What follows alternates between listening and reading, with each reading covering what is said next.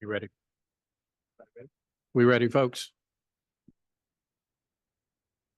All right, I call this meeting of the Jefferson County School District Finance Corporation to order. The first order of business is the approval of minutes of the previous meeting of the Board of Directors. The meeting took place on February 13th, 2024. Is there a motion to approve the minutes? Board Member Kolb, second by Ms. Duncan. All those in favor? Passes unanimously.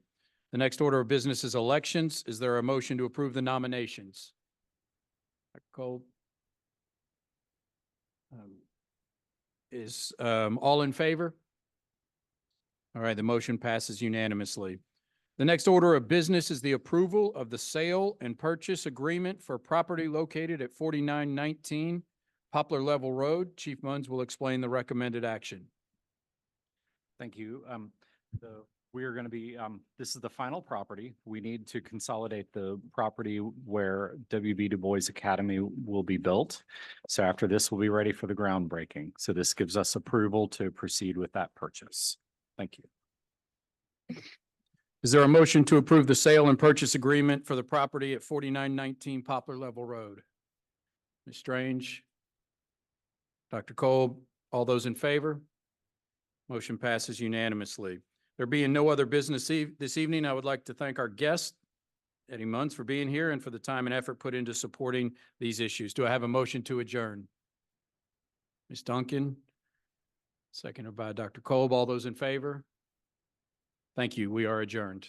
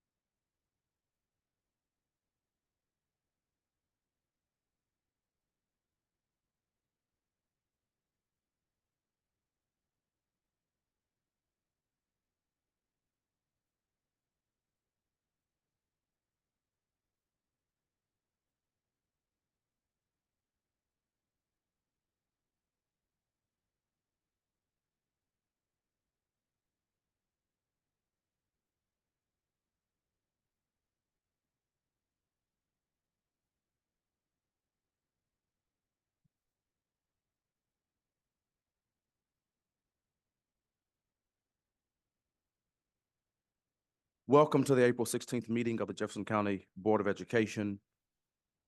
Albert Einstein has a wonderful quote. It says this: learn from yesterday, live for today, hope for tomorrow. The important thing is not to stop questioning. Again, that's by Albert Einstein. Please join us for our traditional moment of silence.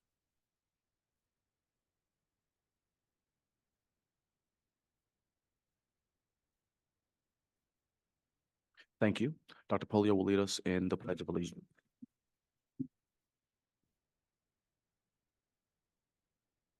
Pledge allegiance to the flag of the United States of America and to the republic for which it stands, one nation, under God, indivisible, with liberty and justice for all.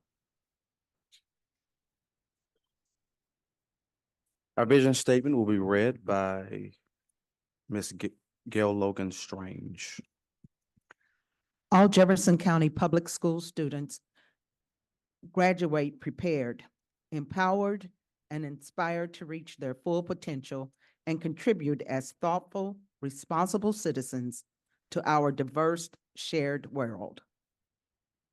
Thank you, Board Member Strange. We have some really exciting recognitions tonight. Chief Carolyn Callahan will come and present those now.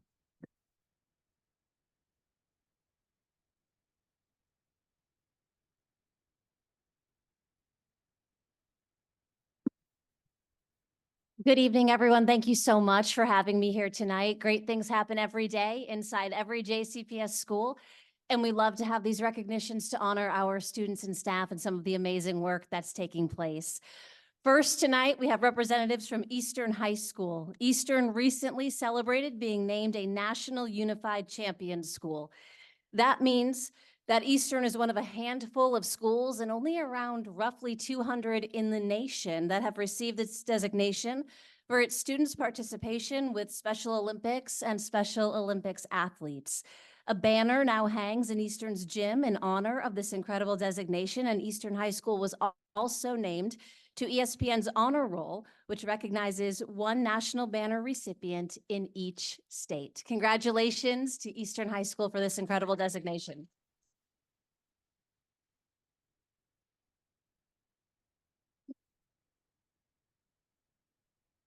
Great job. Congratulations. Next, tonight, we are recognizing No Middle School for winning the Governor's Cup competition. No Middle School is the winner of the 2024 Governor's Cup for middle schools. The finals of the statewide academic competition were held in Louisville in March. No captured the overall title for the first time.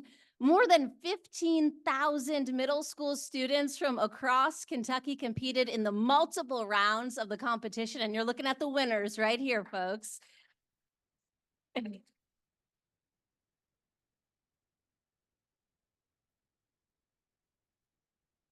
No's quick recall team finished first place again for the first time. Team members include Amelia Albers, Henry Braden, Meredith Calhoun, Neha Shakaran, Kevin Decker-Mansour, Malin Kidwell, Tyler Martin, Sylvia Mason, Patrick Morrison, David Knowles, Hunter Sauer, Riley Sitgraves, Prisha Soni, Eli Wright, and Sydney Yowell. And we are so proud of you all. Congratulations once again.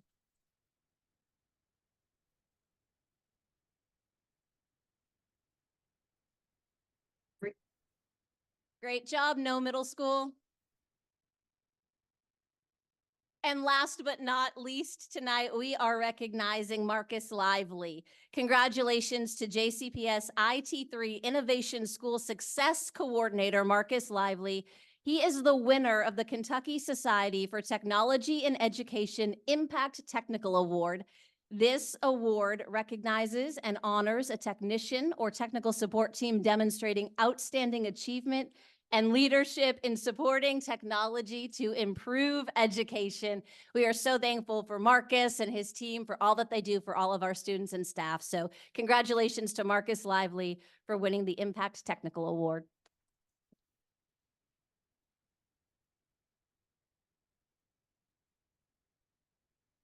Thank you once again for having me tonight, and that concludes our recognitions. Thank you, Chief Callahan. There is, I guess, one additional recognition that we ought to acknowledge. That is Chief Amy Green Webb has announced her retirement, and we want to salute you because that's a big deal. So congratulations, Chief Webb.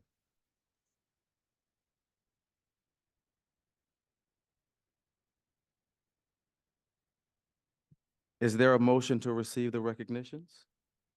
Ms. Duncan, seconded by Ms. Strange. All in favor? Ayes have it. Thank you. Is there a motion to approve the meeting agenda? Dr. Kolb? Ms. Duncan, all in favor?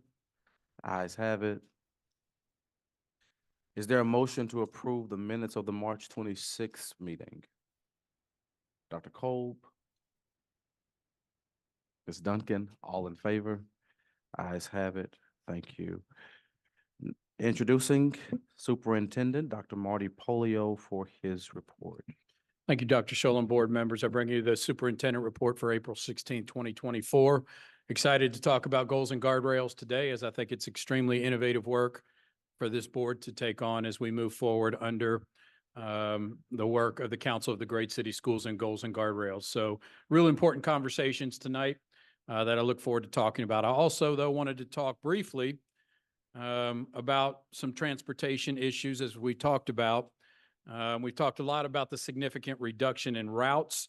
The other side of the coin, or the other level we can pull, is to discuss the recruitment or increase in bus drivers. And so I wanted to highlight some of the things, especially HR is doing and some other parts of our team are doing to do that. First and foremost, I want to be sure the board is clear about the requirements to become a bus driver. Outside of the JCPS stuff like application and interview, the other requirements, complete and pass a state and federal background check, complete and pass a motor vehicle check, which means there can only be so many points on a person's motor vehicle or their license, complete and pass a physical exam, very challenging physical exam. Things like sleep apnea and other things can disqualify a person from becoming a bus driver. Complete and pass a drug screening, attend a permit class of 1 week. Once they pass that test, then they can get in a CDL certification class, and that's 3 weeks of training with testing. Drivers do have the option of being paid during that time. And unfortunately, as I've said before, the test federally is required to be in English and no other language, which is problematic as well and disqualifies a great deal of our candidates, unfortunately. And so once all of those things happen successfully, then a driver can become certified. So as you know, we had 2 bus driver blitzes. We had one in mid-February and one this past Saturday. And I believe it's important to note the recruiting efforts, also the challenges in getting the candidates, as we said, through this process. Our goal through all of those things that I listed out, instead of having the drivers do them one by one, was to try to have one place where they could come and get as much done as possible. We couldn't get it all done there, but we were trying to get as much done as we possibly could. We had it at the Hilton Garden Inn and had a great deal of our staff support, and I have to really thank especially HR for their work, IT for their work in that, communications, and many others who helped make that a success. The February Blitz, we had about 171 attendees. 79 of those 171 made fingerprint appointments for background checks. So that is kind of the number that it goes. 35 physicals were completed on site. We had to remove 13 applicants for a variety of reasons. We ended up having 36 attend a permit class. 28 more were invited. At this time, we have 10 of hires that are now driving buses and several more that are currently in class. So it goes to show we end up usually getting about 18 to 20% of those that come through the application process. The bus driver blitz this past weekend, we had 91 attendees, 76 made fingerprint appointments. We interviewed 61 on site. So thank you to HR for doing that. That's a great benefit when we can do interviews and physicals on site. We completed 56 physicals on site. We've had to remove 4 for various considerations, but once again, we hope at least 20% of those that go through the process will become drivers. So hopefully 18 to 20 more, but that will take 4 to 6 weeks for that to happen. We'll have another bus driver blitz in June. We're going to continue to do these quarterly. It gives us a good amount of names that we can work through and once again, get as much done as we possibly can.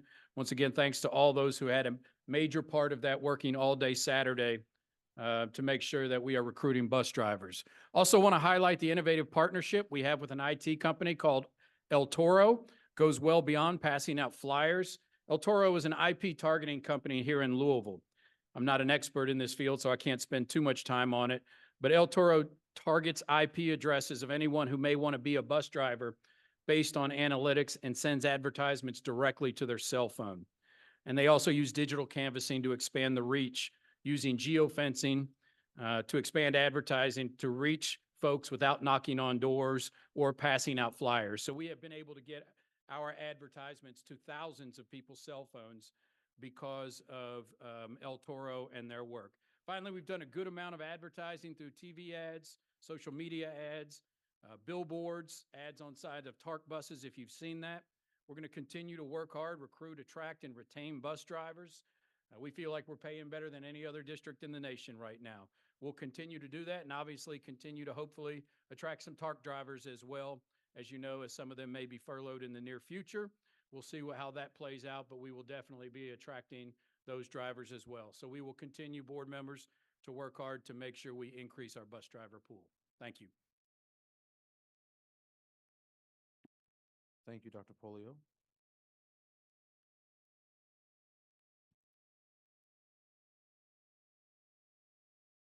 This time, Dr. Polio again will give us our recommendation for the approval of students' outcome-focused governance goals and guardrails to receive a report on interim metrics. Thank you, Chair Scholl, and board members. And as you know, a couple months back, we passed the goals and guardrails. That is for the board to pass. And now we want to bring you the interim goals and guardrails, which is what we'll be reporting to you on a regular basis here during board meetings. The evaluations of the superintendent and other folks within JCPS will be dependent on achieving these goals and guardrails. So we are excited to bring these to you. These will not necessarily be for vote, but we do want to get your feedback on it. And once again, happy to have Leslie and AJ with us from the Council of the Great City Schools who can answer questions as well. So at this time, I'll turn it over to Dr. Dossett, who will give our report on interim goals and guardrails. Good evening. Tonight, our goal is to provide an update of where we are with identifying and setting interim metrics. And the interim metrics are what we're going to use and how we're going to measure our progress towards reaching our goals and guardrails. So we wanted to take this opportunity to share where we currently are and hear your feedback. We wanted to begin tonight by highlighting a few key reminders that guided our work in this process. The first is that we wanted to honor the direction that the board gave at their November retreat. And in previous meetings around goals and guardrails, we recognize and appreciate the permission that was extended to develop a new accountability system and new metrics that value both academic readiness through reading and math performance, as well as growth in our success skills through defenses of learning.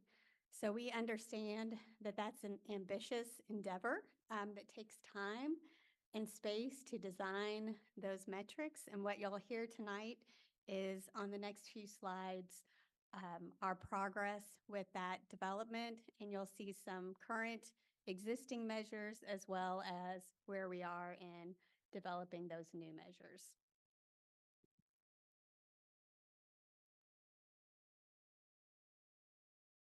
So we'll begin by sharing the goals. And just as a reminder, these goals represent the community's vision for what students should know and be able to do. These don't have any, these are the goals that were approved by the board at their February meeting. There's no changes that we've made to these goals that were approved at the February meeting. And you'll notice the first three goals are around academic readiness, readiness for middle school, readiness for high school, readiness for post-secondary. And as we shared previously, the academic readiness measure is really a composite of both reading and math performance, as well as those success skills as measured through defenses of learning. Then we have a goal around third grade literacy and reading and eighth grade math. So when we talk about interim metrics in the next few slides, we leaned into what the council's guidance was when they were talking about qualities of strong metrics. And so we know that metrics need to be predictable, they need to be influenceable, they need to be measured multiple times throughout the year to track our progress. We also know that they need to be written as a SMART goal, so we want it to be specific, measurable, attainable, results-oriented. Basically, what we mean by that is that we have a starting point, an ending point, a starting date, an ending date, and how we're going to measure that. So when we look at the first goal around the percentage of fifth graders who are ready on the JCPS academic readiness measure, that goal is really the interim metrics are really contribute to that academic readiness measure. So we're looking at, again, the academic readiness measure is a mixture of reading performance, math performance, and success skills. So our interim metrics reflect that. We've got a reading score for third grade, math score for fourth grade, and then backpack milestones. And what we mean by that when we talk about the percentage of students who have successfully completed a milestone, you'll notice there, that's one of our new metrics. That can take a variety of shapes and forms. So we could be talking about student-led conferences, group presentations, exhibitions of learning, mini defenses. And that example of a new metric is one that is currently being worked on and piloted in collaboration with both teachers and leaders at several of our schools to be rolled out then in the summer. The next goal is around eighth grade readiness to high school. So you'll see very similar. We're talking about reading scores, math scores, and then backpack milestones. So very similar to middle school readiness. This is high school readiness. And at the 12th grade level, we're looking at CERT scores. We don't give math, or I'm sorry, we don't give MAP at the high school level. So we're looking at CERT, which is aligned with our ACT to track performance in reading and math. And then we're also looking at post-secondary readiness rates as well as that backpack milestone. And again, these interim metrics are really a combination of metrics that contribute to that academic readiness measure. When we look at third grade readiness, or I'm sorry, third grade reading goal, our interim metrics would be MAP fluency, one around MAP reading growth, and one around evidence of learning checks. So we're looking at curriculum aligned interim assessments, but the idea behind fluency is that we know foundational skills is a good predictor of later reading performance. And we also are realizing that we have quite a few interim metrics that are associated with our MAP performance. And so we wanted to make sure that we also included evidence of learning checks so that we can honor and recognize the curriculum that is being implemented in our schools, K through 8, and moving forward at the high school level. Eighth grade math, it's the same pattern that you'll see here. We're looking at math growth at 6th grade, at 7th grade, and then again, those evidence of learning checks, those curriculum aligned interim assessments. And so now when we look at interim guardrails, these guardrails were developed in collaboration with senior leadership. We wanted to make sure that we had shared ownership and responsibility towards making progress and reaching our and honoring those guardrails. So when we talk about guardrails, just as a reminder, those represent the community's values. That is how the school system will behave in order to reach its goals. And so these guardrails were approved by the board at the February meeting. We haven't made any changes to those guardrails. And so the first guardrail is that JCPS shall not allow unsafe conditions. And so we've identified 3 interim metrics around safety. One is around resolution time for bullying and harassment calls and reports. One is around operational and IT completion time, around building modification upgrades, physical safety in that regard. That is highlighted in red because while we do have that information, we'll be creating a tracking system for reporting that moving forward. And then staff perception of safety.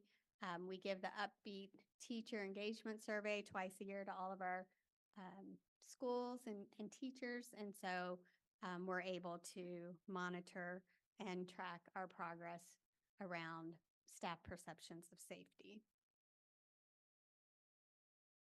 The next guardrail is that JCPS shall not make significant decisions without first ensuring alignment with the racial equity plan.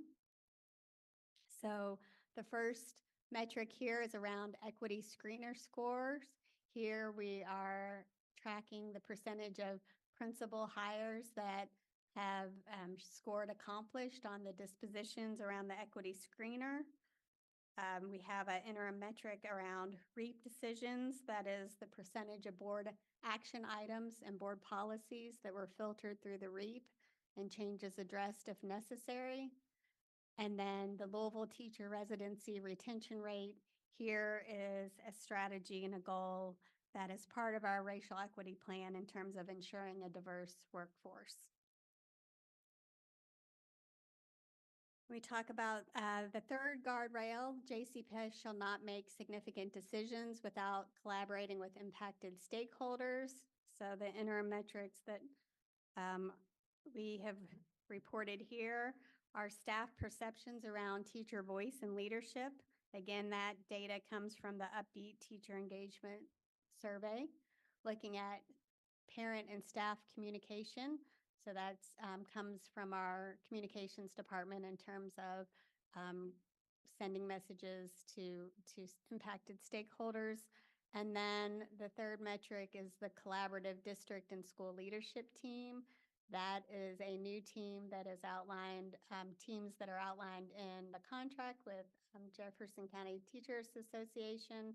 So it's a new metric, but the idea here is that we will be reporting and tracking and providing support to the teams around an identified problem of practice moving forward. The fourth guardrail is around allowing an equitable resource, shall not allow an equitable resource allocation for ECE students or ML students.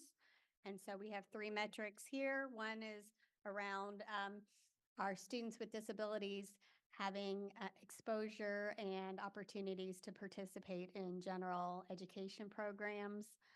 One metric around English language progress. So that's percentage of our multilingual learners showing growth in their language proficiency assessment.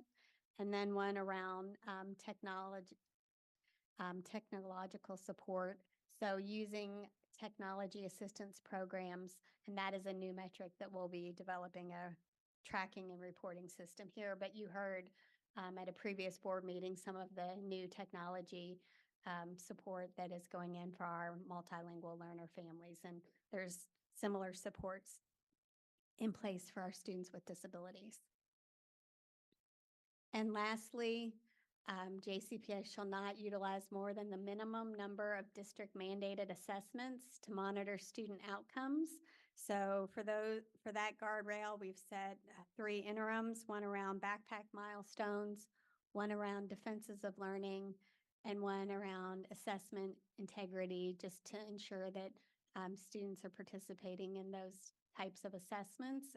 But the idea behind these metrics are that we wanted to make sure that we have a balanced assessment system that is, in addition to the MAP test that measures reading and math performance, that we are also making space for opportunities for students to show growth on their success skills through defenses of learning and backpack milestones.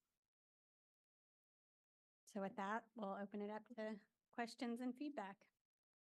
I do want to take the opportunity to thank Dr. Dossett and Dr. Greenwell and their teams who have worked very hard on these over the past several months to get us to this point where we have the goals and guardrails and interim goals and guardrails as well. So happy to take your feedback at this time. Let's start online. Ms. McIntosh.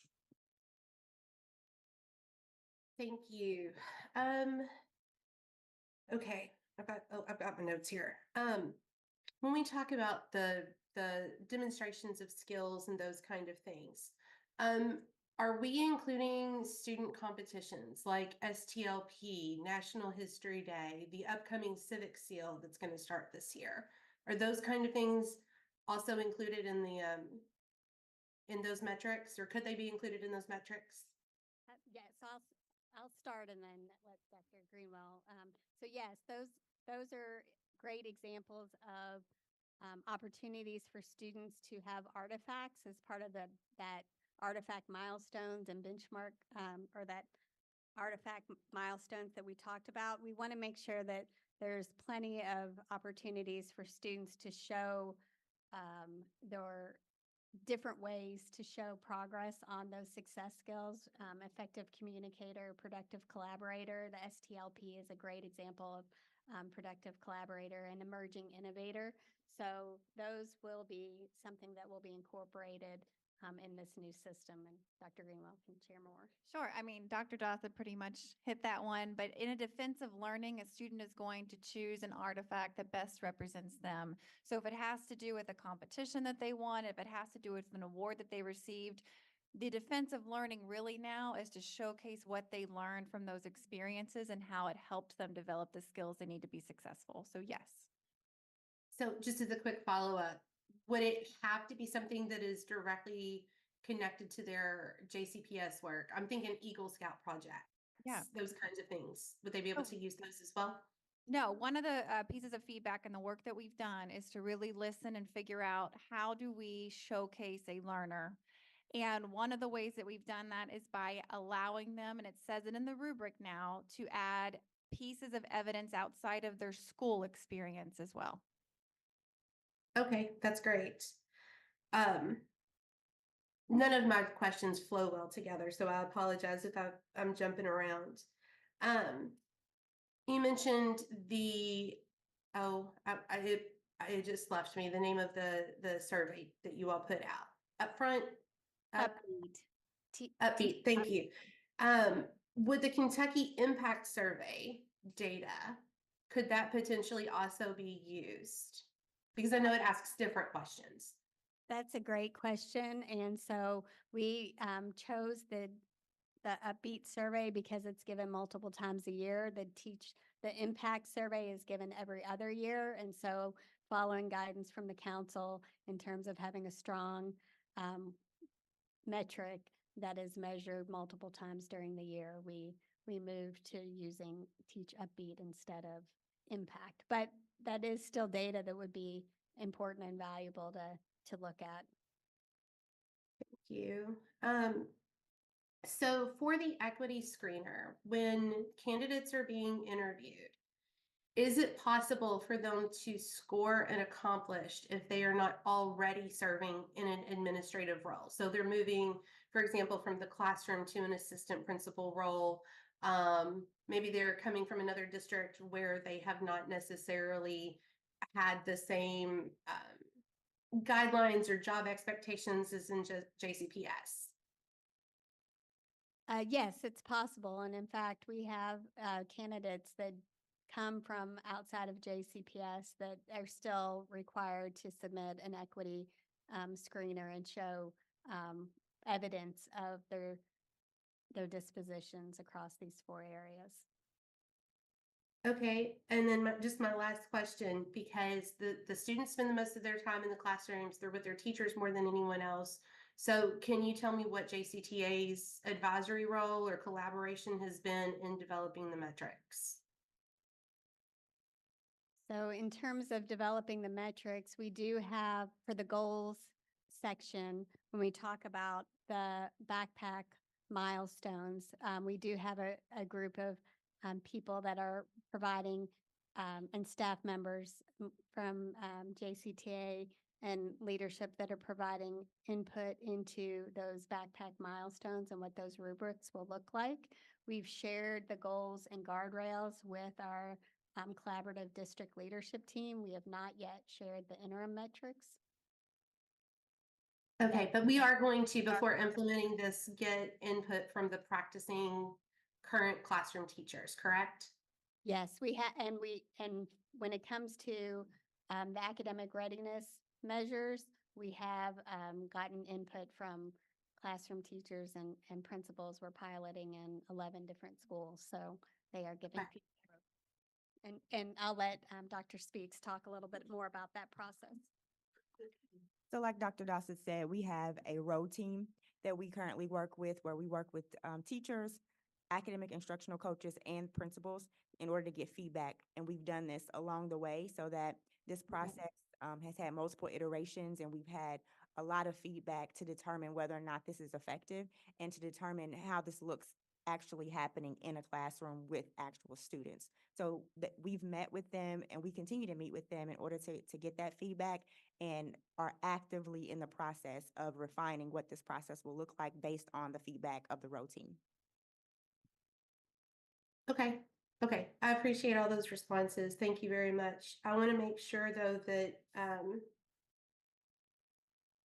that when we go through this as an ongoing part of it, if we're setting these goals for teachers to get their students to, that we are also providing them, whether it's training, whether it's tangible resources, whatever that looks like in each classroom, that we're providing the teachers what they need in order to achieve those goals, so that we are not setting students or teachers up for failure from the beginning. So thank you very much.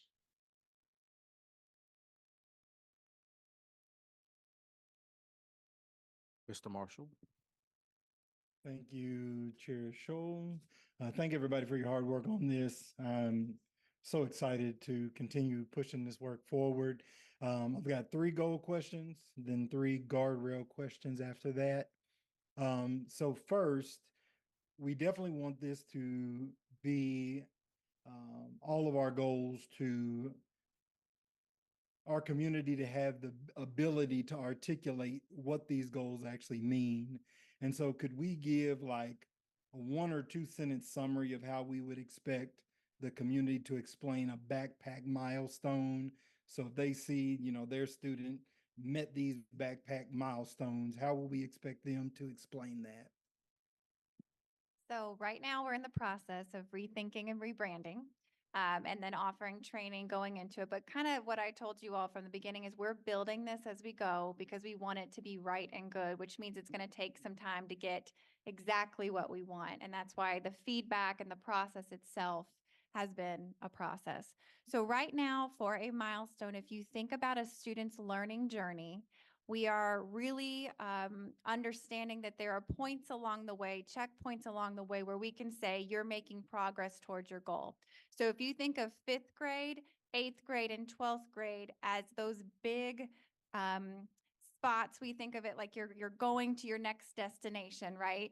Before you get there, there's been checkpoints along the way called milestones where you're demonstrating that I have done a student-led conference to demonstrate my skills where my parents are involved. I have done an exhibition of learning where I can invite the community in to see and experience what I've done in the classroom. Or perhaps you're just doing a smaller defense. So we're giving some tight and loose guidelines when it comes to milestones for schools to make those decisions. And then we're giving some tighter guidelines when it comes to what those defenses look like. So along the way, I would say to a parent that backpack milestone, most of those parents should be highly involved in that checkpoint if we're doing it the right way. Okay, good. So hopefully we can hear a lot of moms, dads, and aunts, uncles, grannies saying my baby hit all his learning checkpoints. And so they know ready to go to middle school coming out of 5th grade. Can we give some examples of post-secondary readiness for our 12th graders. We don't have to go through all of them. I just know in a lot of my listening sessions, there was a lot of community members say, we got kids graduating, they don't know anything. And so, you know, what are we looking at to say they are post-secondary ready coming out of high school? So as it's written now, with the goal, it's focused in on that academic post-secondary readiness. So that means that a student has scored a certain score on a college admission exam, or has taken a dual and passed a dual credit course, or an advanced placement exam. So those are the three areas around academic post-secondary readiness. Okay, are certifications in there as well? I know some of our students in academies are getting certifications. Is that part of their That's- post-secondary readiness? That's a great question. It is part of the state accountability when we talk about post-secondary readiness. You can be either academic or career ready. And so when we talk about being career ready, that's where you have the industry certifications come in. Okay, great. And on the 3rd and 8th grade metrics, there's the EOL metric, and it says passed an assessment. Is that for any time during that year, or is that for that final spring exam that they take?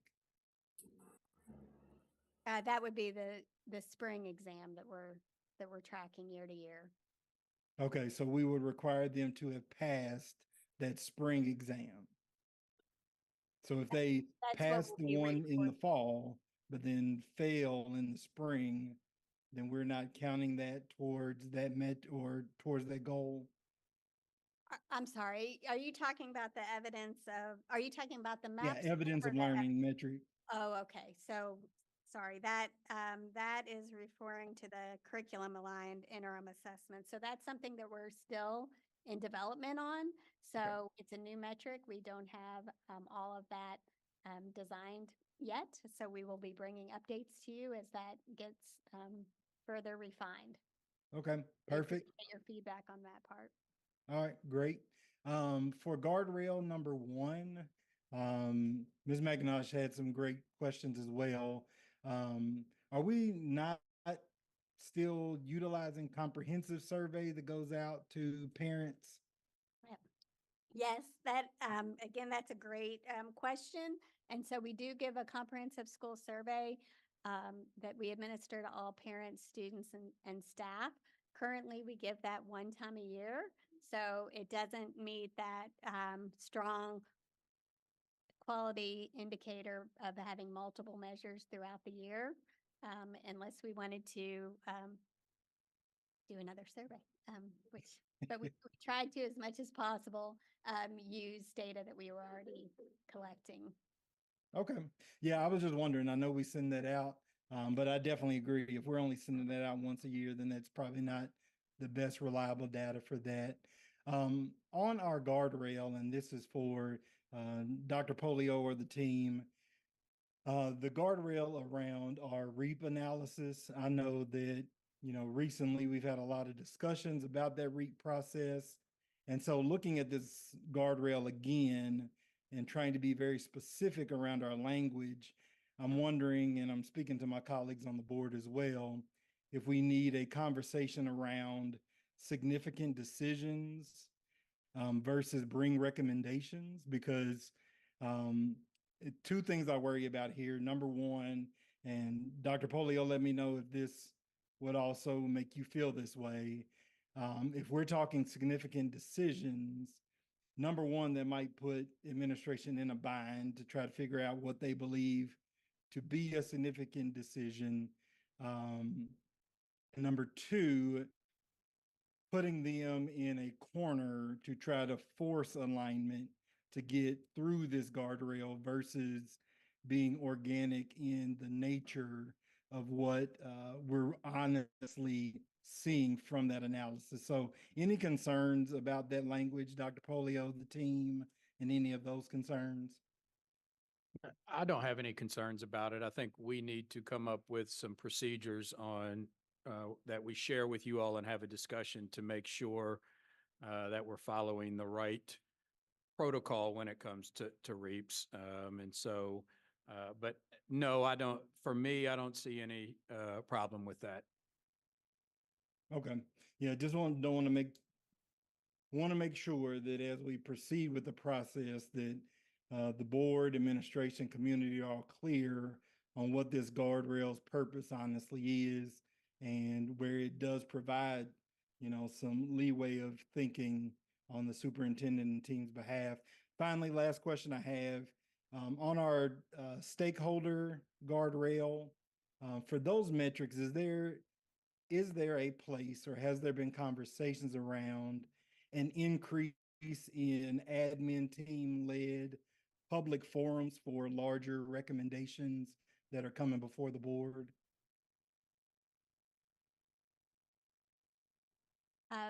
That, we have not really discussed that as an interim metric, but that's good feedback, and we can go back and talk about that as a team. So I do know for several items that come to the board for action, there have been in the past multiple examples of community forums. So when it came to, for example, the student assignment plan, there was multiple opportunities to get community feedback regarding that process.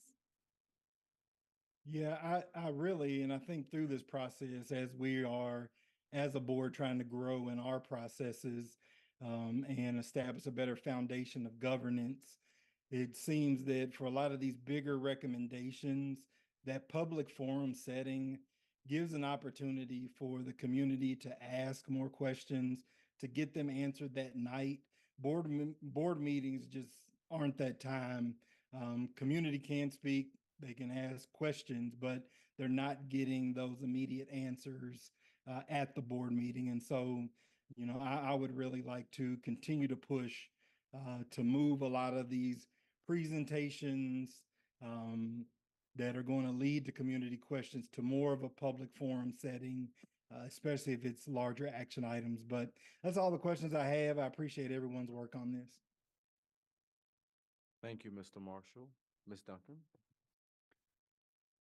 I just have a couple questions. And then, when we began this process, I was having trouble imagining all of the interim measures that we would come up with. And so this is really amazing to me that we have thought so specifically about these things.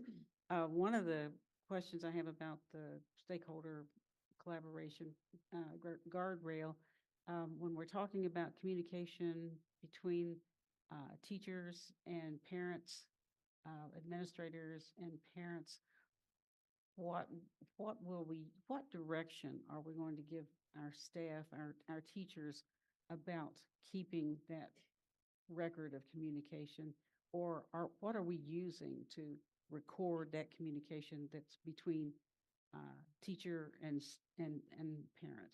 What are we using? So currently, for the interim metrics, we are looking at staff perceptions of teacher voice and leadership. So that's questions around admins actively seeking input from teachers, active role in shaping policy, and then parent and staff communication, that's district communication to parents and staff, and then the district collaborative and school collaborative leadership team. So there are current measures that we have to look at parent-teacher communication. That's through parent-teacher conferences. That's on the report cards that that teachers provide to students. So there's lots of different ways that we currently capture that, but it's not something right now that we've identified as a district-wide metric. Okay, that was what I was concerned about and interested in.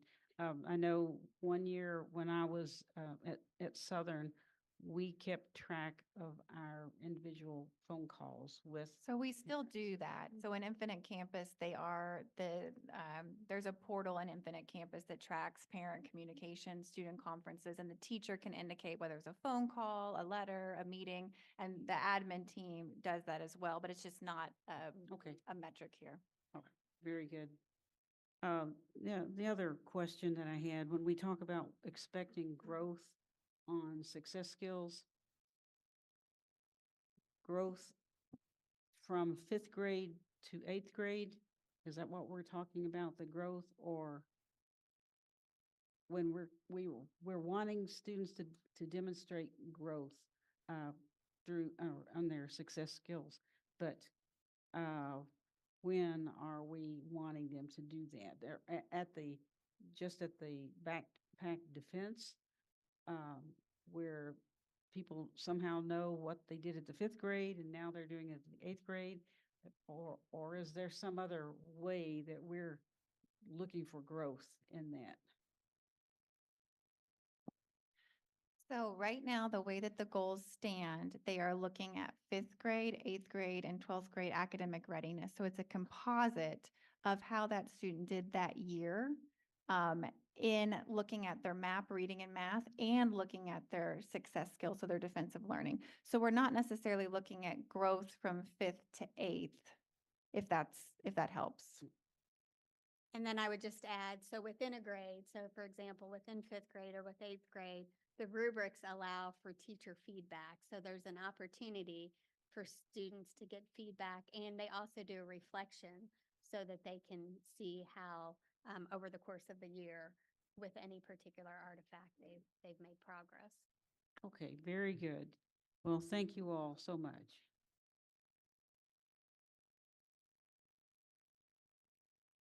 Thank you, Ms. Duncan. Dr. Cole? Thanks, Chair Scholl. So first, just to echo Mr. Marshall, I'm very excited about where we are with this. This is, as the Council for Great City Schools has told us, I mean, they didn't use this word, but this is pretty revolutionary work that you're doing. And when, I should say, we get all this implemented and pull it off, they're pretty confident that other school districts are going to be looking to us. So I'm really excited about this. And because it is, I know how arduous a process it is. So appreciate all the hard work that's gone into it. Also, I think I heard Mr. Marshall say this, so maybe didn't. I think one of the most exciting things about it, and something I would challenge us to get better at, both as a board and administration, is once we get this humming, that our board meetings will be a chance for the public to follow along with us and see very clearly, is JCPS succeeding or not? That's one of what I think is going to be one of the great benefits, is that it will all be done here in public, transparently, so folks can have direct access to the things that we're looking to determine, are we doing a good job or not? And if not, how do we need to adjust? So in that vein, I would say in the future, I think one of the things that would be really helpful is some deeper explanation.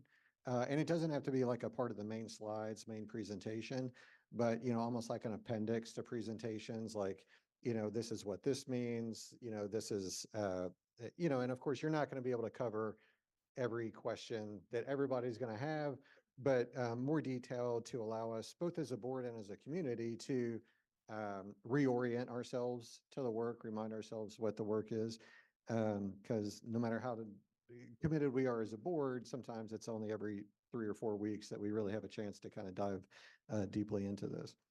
On the backpack side of things, I love the focus on process, on show us how you develop these skills. So not just, I have these skills, I can do this, but here's how I know I have these skills. That is such meaningful learning.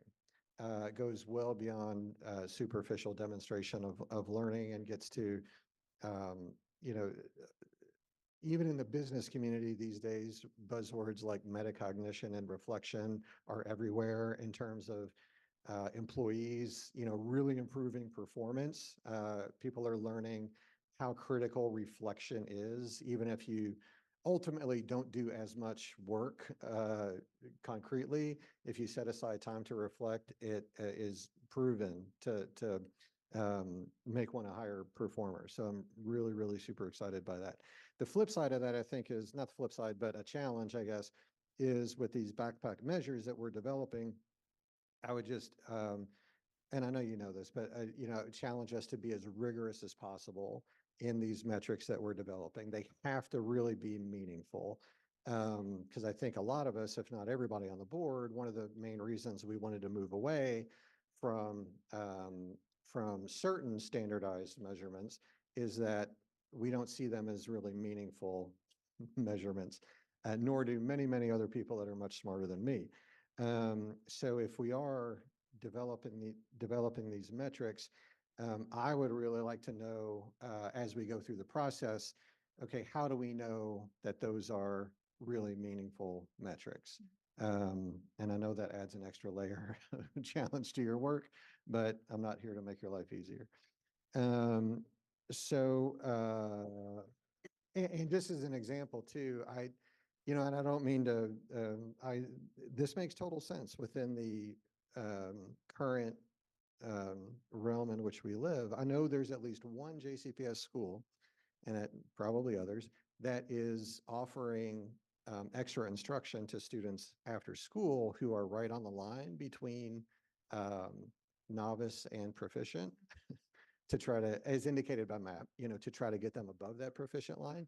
So those are kids that are already scoring above grade average, and they're being offered extra instruction, and the kids that might need more help aren't, because they're chasing these metrics that a lot of people put a lot of stock in, but, we're trying to move away from. So that just reinforces to me the importance of the direction that we're going. So now to the questions I have.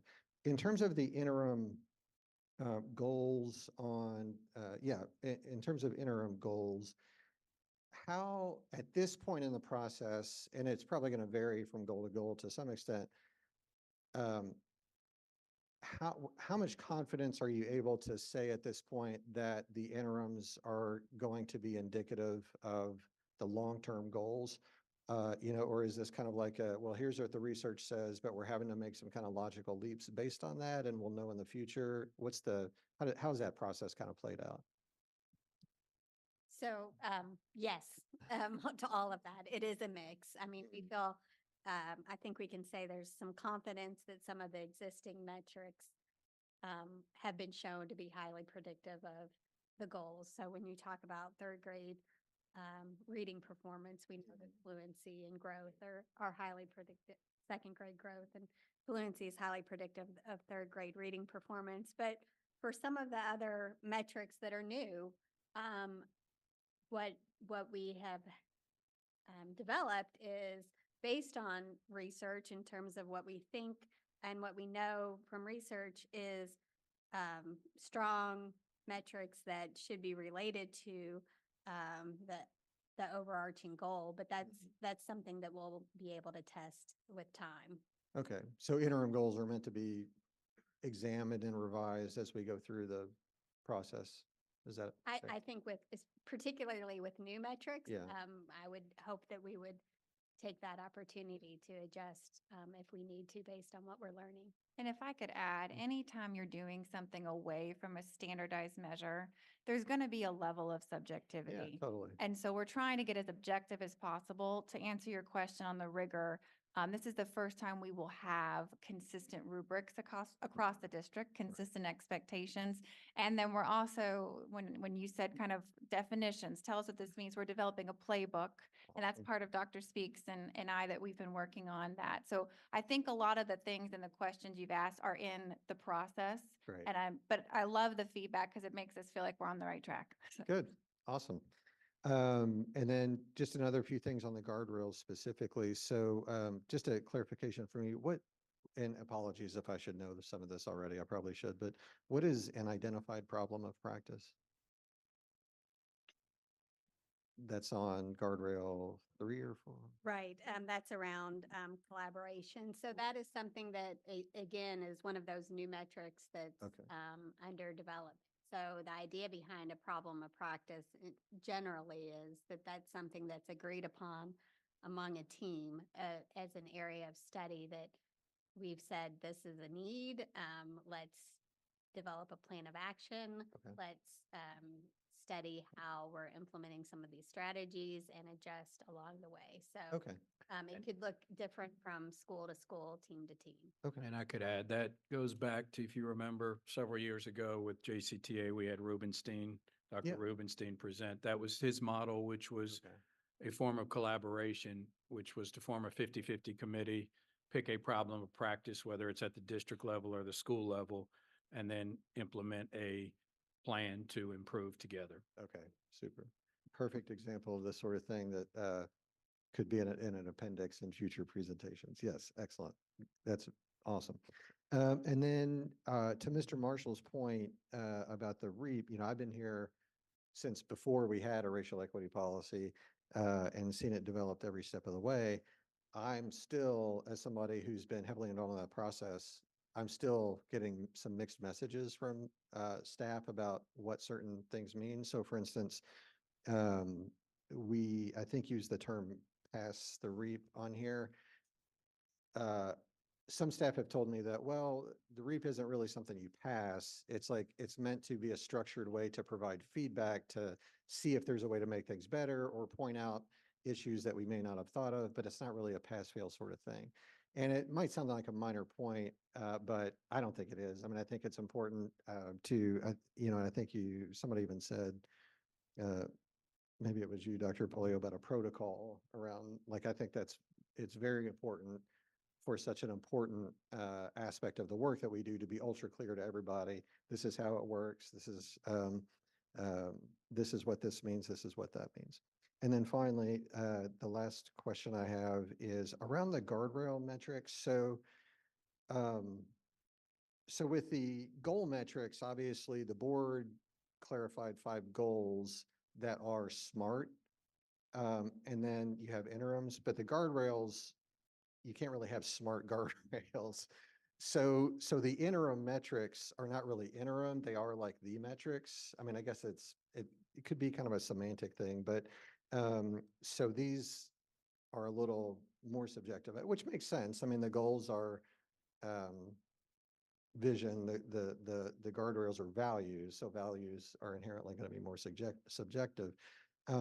Is it possible that the metrics on the guardrails are going to require more fine tuning, do we think, in terms of like getting feedback?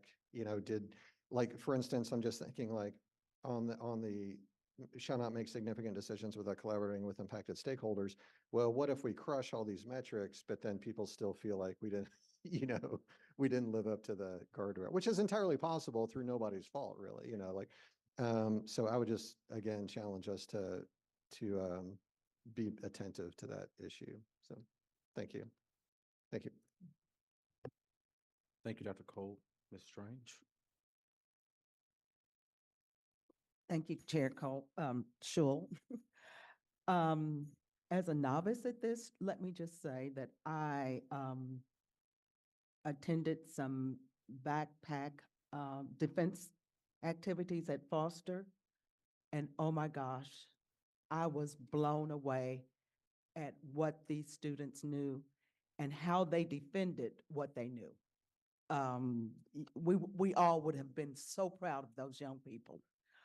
And with that in mind, I want to ask, how do the interim, and I'm on the percentage of 8th grade students who score ready, and all of our interim metrics, how do they address the achievement gaps for students of color? Are we going to give teachers additional resources? Are we going to work harder? But how can we use these measurements to close the achievement gap? I think anytime you know a kid better and you know who they are as a learner, I think that's one of the first things when we look at research and just as practitioners in this field. So a lot of the work that we're doing in the defenses of learning and in the backpack milestones is to get to know who we're teaching and what they need. And I think that's one of the first steps in closing any kind of gap.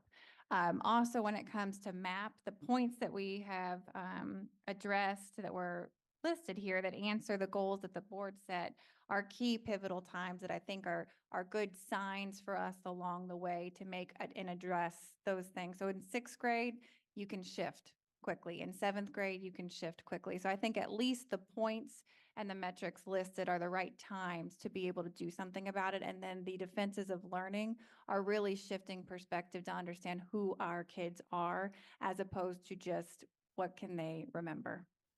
Right. Okay, and then on our guardrails, and Dr. Marshall mentioned this. I have some touchy-feely points about the JCPS shall not make significant decisions without ensuring alignment with the racial equity plan. And I think Dr. Kolb says that we clearly know what a racial equity plan is and how it impacts REAP, so that we're all on the same page.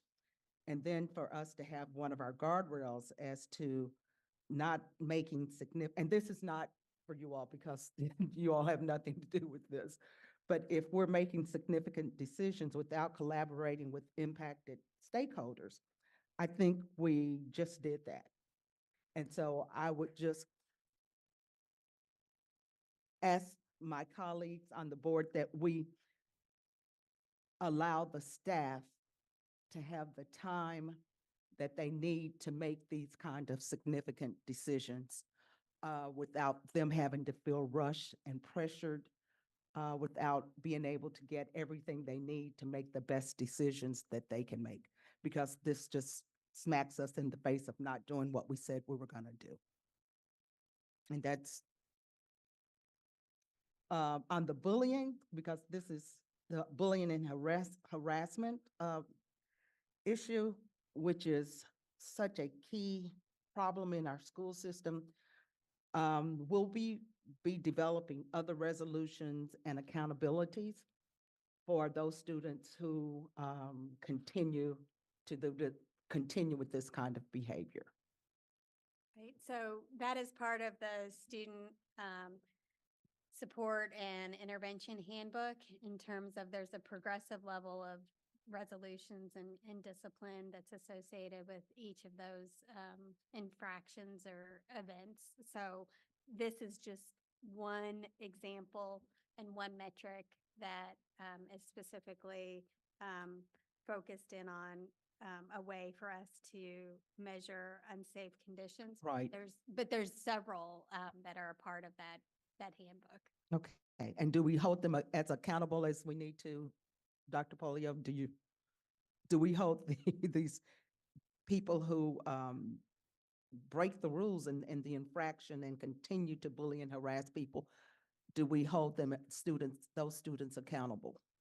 Or parents of those students accountable? Or I think that is definitely a part of the resolution of the TIP hotline, is that they are being held accountable. Now, we know that the SSBIH gives administrators flexibility in how they might handle it depending upon the individual situation, and it could be a special ed student, things like that, that make it so it's not uniform right.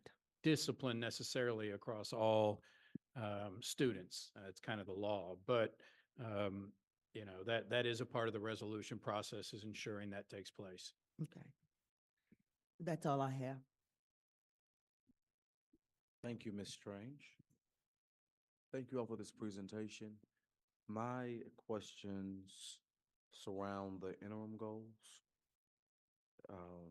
I'll take it from where Ms. Strange just left off with bullying and harassment resolution time. I am curious, will it be necessary to add more staff in order to accomplish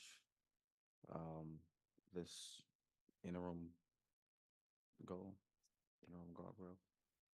So we worked with senior leadership to develop these goals and baseline data. So I don't know that if Dr. DeFrari.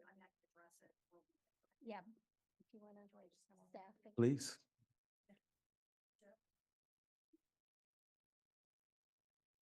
Good evening. So that particular data, our average actually is 7.7. The reason there's a 5 is what we shoot to do for compliance purposes, and that's an internal, that's us that have set that to try to make sure that when we get the claim, the school or agency is notified, they have a certain amount of time to respond to that. And then sometimes they can be closed, sometimes they can't because there's an investigation. We also have times schools ask for an extension Those are usually more complex situations, or they're having a hard time identifying maybe an individual, or they're having a hard time tracking down potentially a parent. There are multiple reasons why we might need an extension. Again, the school requests that, we don't prescribe that. And so those typically are a minimum of 10 days. So we include all of that in that average. So it doesn't mean they're non-compliant. If they didn't get it done in the 5 days, that means there's usually a reason they've asked for more time. But we want to be accountable for that time too, because ideally we want to make sure they're all handled as quickly as possible, and that we at least are on our road to supporting the victim and addressing the behavior of the student that is the responsible for the activity. Does that help with that? That leads me to another question. Okay. It doesn't answer my first question, but we'll come back to my first question. Okay. Based on what you just said, I'm curious, do our metrics, are they consistent with other peer districts? I don't know the answer to that. Crystal Gray could answer that question. She is not at the board meeting, but we can get you that information. Okay, I would Yeah. appreciate that. But my question was, Okay, in then I'm order sorry, I to, didn't hear it correctly then. in order to make sure the interim guardrail for number one, for interim metrics for JCBS shall not allow unsafe conditions. Number one, the number one interim metric is bullying and harassment resolution time. Will it be necessary to add more staff in order to achieve this interim metric? I do not believe that is necessary because the dependence is on typically the schools that are doing the investigations. So the turnaround is more up to the school and the staff there that are addressing the incident. So What then- we manage here is making sure we follow up, making sure that if we have not received follow-up, we are following up with the school. That's what our bullying team and Ms. Gray works on.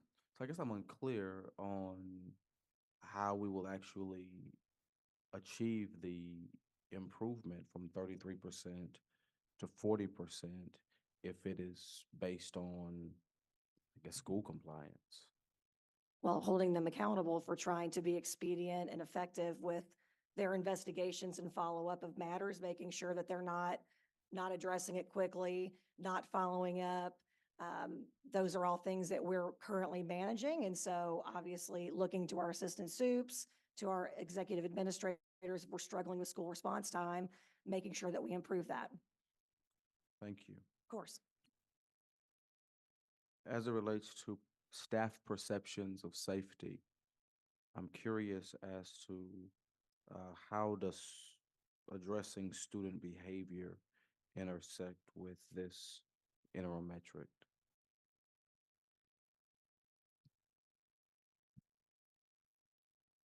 So when it comes to the questions around staff perception of safety, just pulling up what those are. So we're asking staff about the rules for student behavior are consistently enforced. I feel physically safe.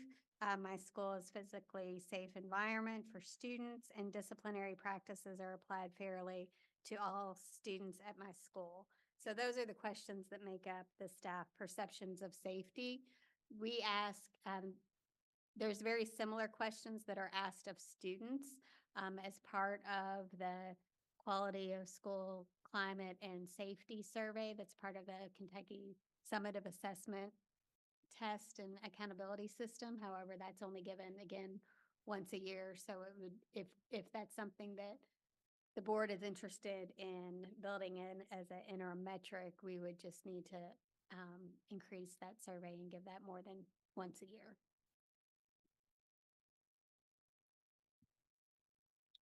Okay, thank you.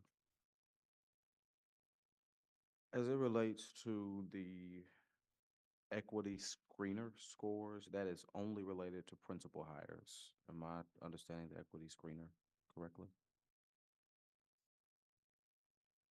The equity screener does apply to other positions, not just principals, but it looks like for this Okay. metric, it's just principals. Do we need to add that central office staff to that? Is there something that we need to do to ensure that we're supporting our district administrative professionals? Yeah, we can work with Dr. Marshall, just to discuss that, and that would be feedback for this metric. I think that should be added. Okay, thank you.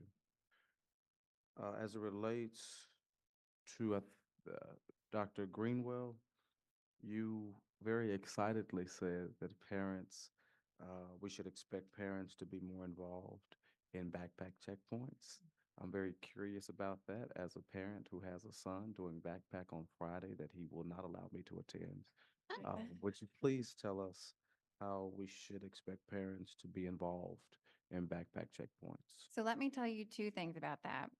One thing that we've seen is in the defenses of learning, for those to have more substance, more consistency, and for the people actually scoring those moments because they're so big, we want to make sure that anyone in there is trained and has an understanding of what they're seeing and what that student has been through.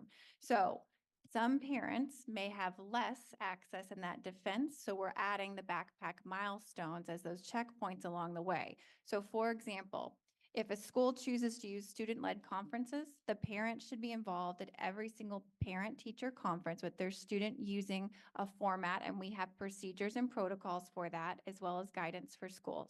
If they chose to do exhibitions of learning, one of our recommendations is that schools hold exhibitions for their entire school community where those parents, families, community members can come and experience what that child has accomplished or achieved. So those are the checkpoints, and because those are being added, so if you think about it right now, we just had 5th, 8th, and 12th as the only times potentially a parent would experience that. Now it's K, 1, 2, 3, 4, 6, 7, 9, 10, 11 to get them ready for those big, rites of passage. I see. Yeah. I see. Thank you. As it relates to REAP decisions, who facilitates the REAP? Usually Vanessa McPhail does. I can't say she does it on all of them, but she, from DEP, is the person who facilitates the REAPs. Okay, so Dr. McPhail facilitates the REAPs. Does Dr. McPhail facilitate the REAPs on all of the REAP teams? I can clarify that one. Okay, go ahead. So the REAP itself is really a process of understanding if you're ever doing something in a group or a committee that's going to impact kids. It's just a way to make sure that you're making the most equitable decision. So for example, on our team in academics, whenever we choose a curriculum, we ensure that we follow the REAP process before we select that during our 50/50s. We use this when we're thinking about backpack league decisions. So it's really kind of a decision-making process that we utilize. So it doesn't necessarily have to be Vanessa, but in terms of like a district-wide REAP, it would have been, but anyone can use the REAP process to make the best and most equitable decision. Okay, and so when anyone uses the REAP process,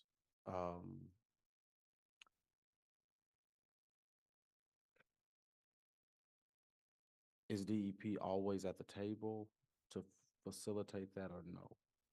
Not necessarily, Not no. necessarily. But that's not how it's set up either. It's really supposed to be that you can use this in any situation where you can make the most equitable decision. Okay, so is there a point of convergence where, say, any given department does a REAP and whether it passes or whether it fails, is there any cross-departmental collaboration on that REAP to foster understanding about how this district should make more equitable decisions? Cross-department, meaning like conversations with DEP? Yes. Sure, absolutely. I mean, I think that would be best practice to have always collaboration with all of our departments in that regard.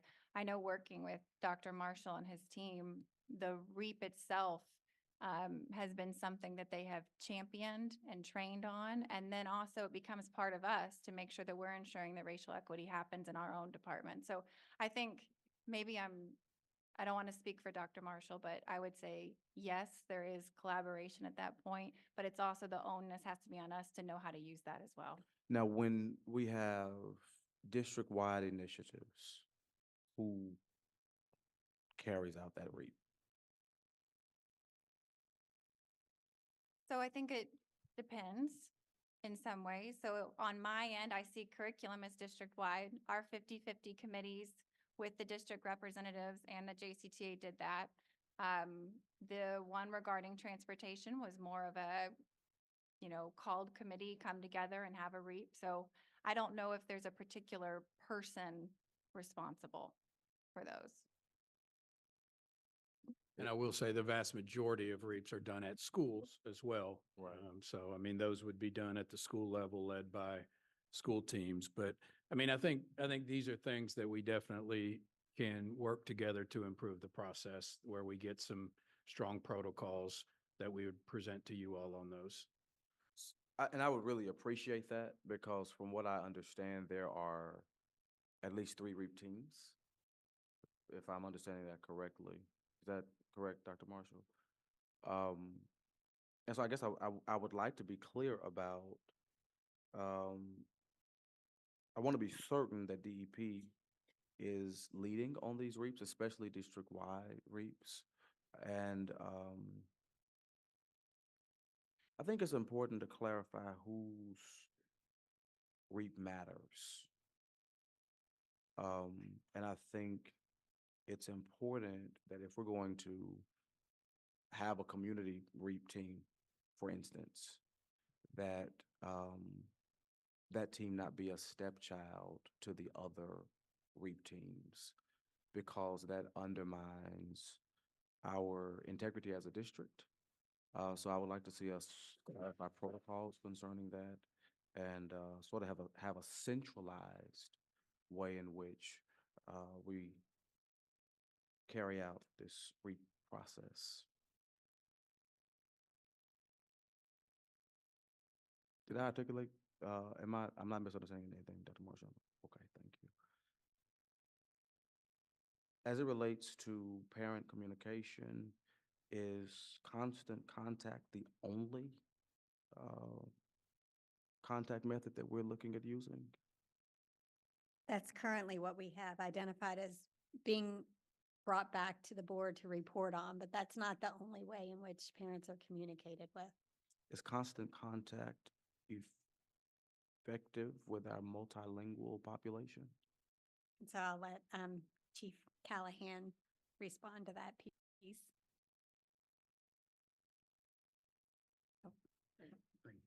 So constant contact is just the tool that we use to send the communication to families and to staff. So yes, that translates into all of our languages for our families.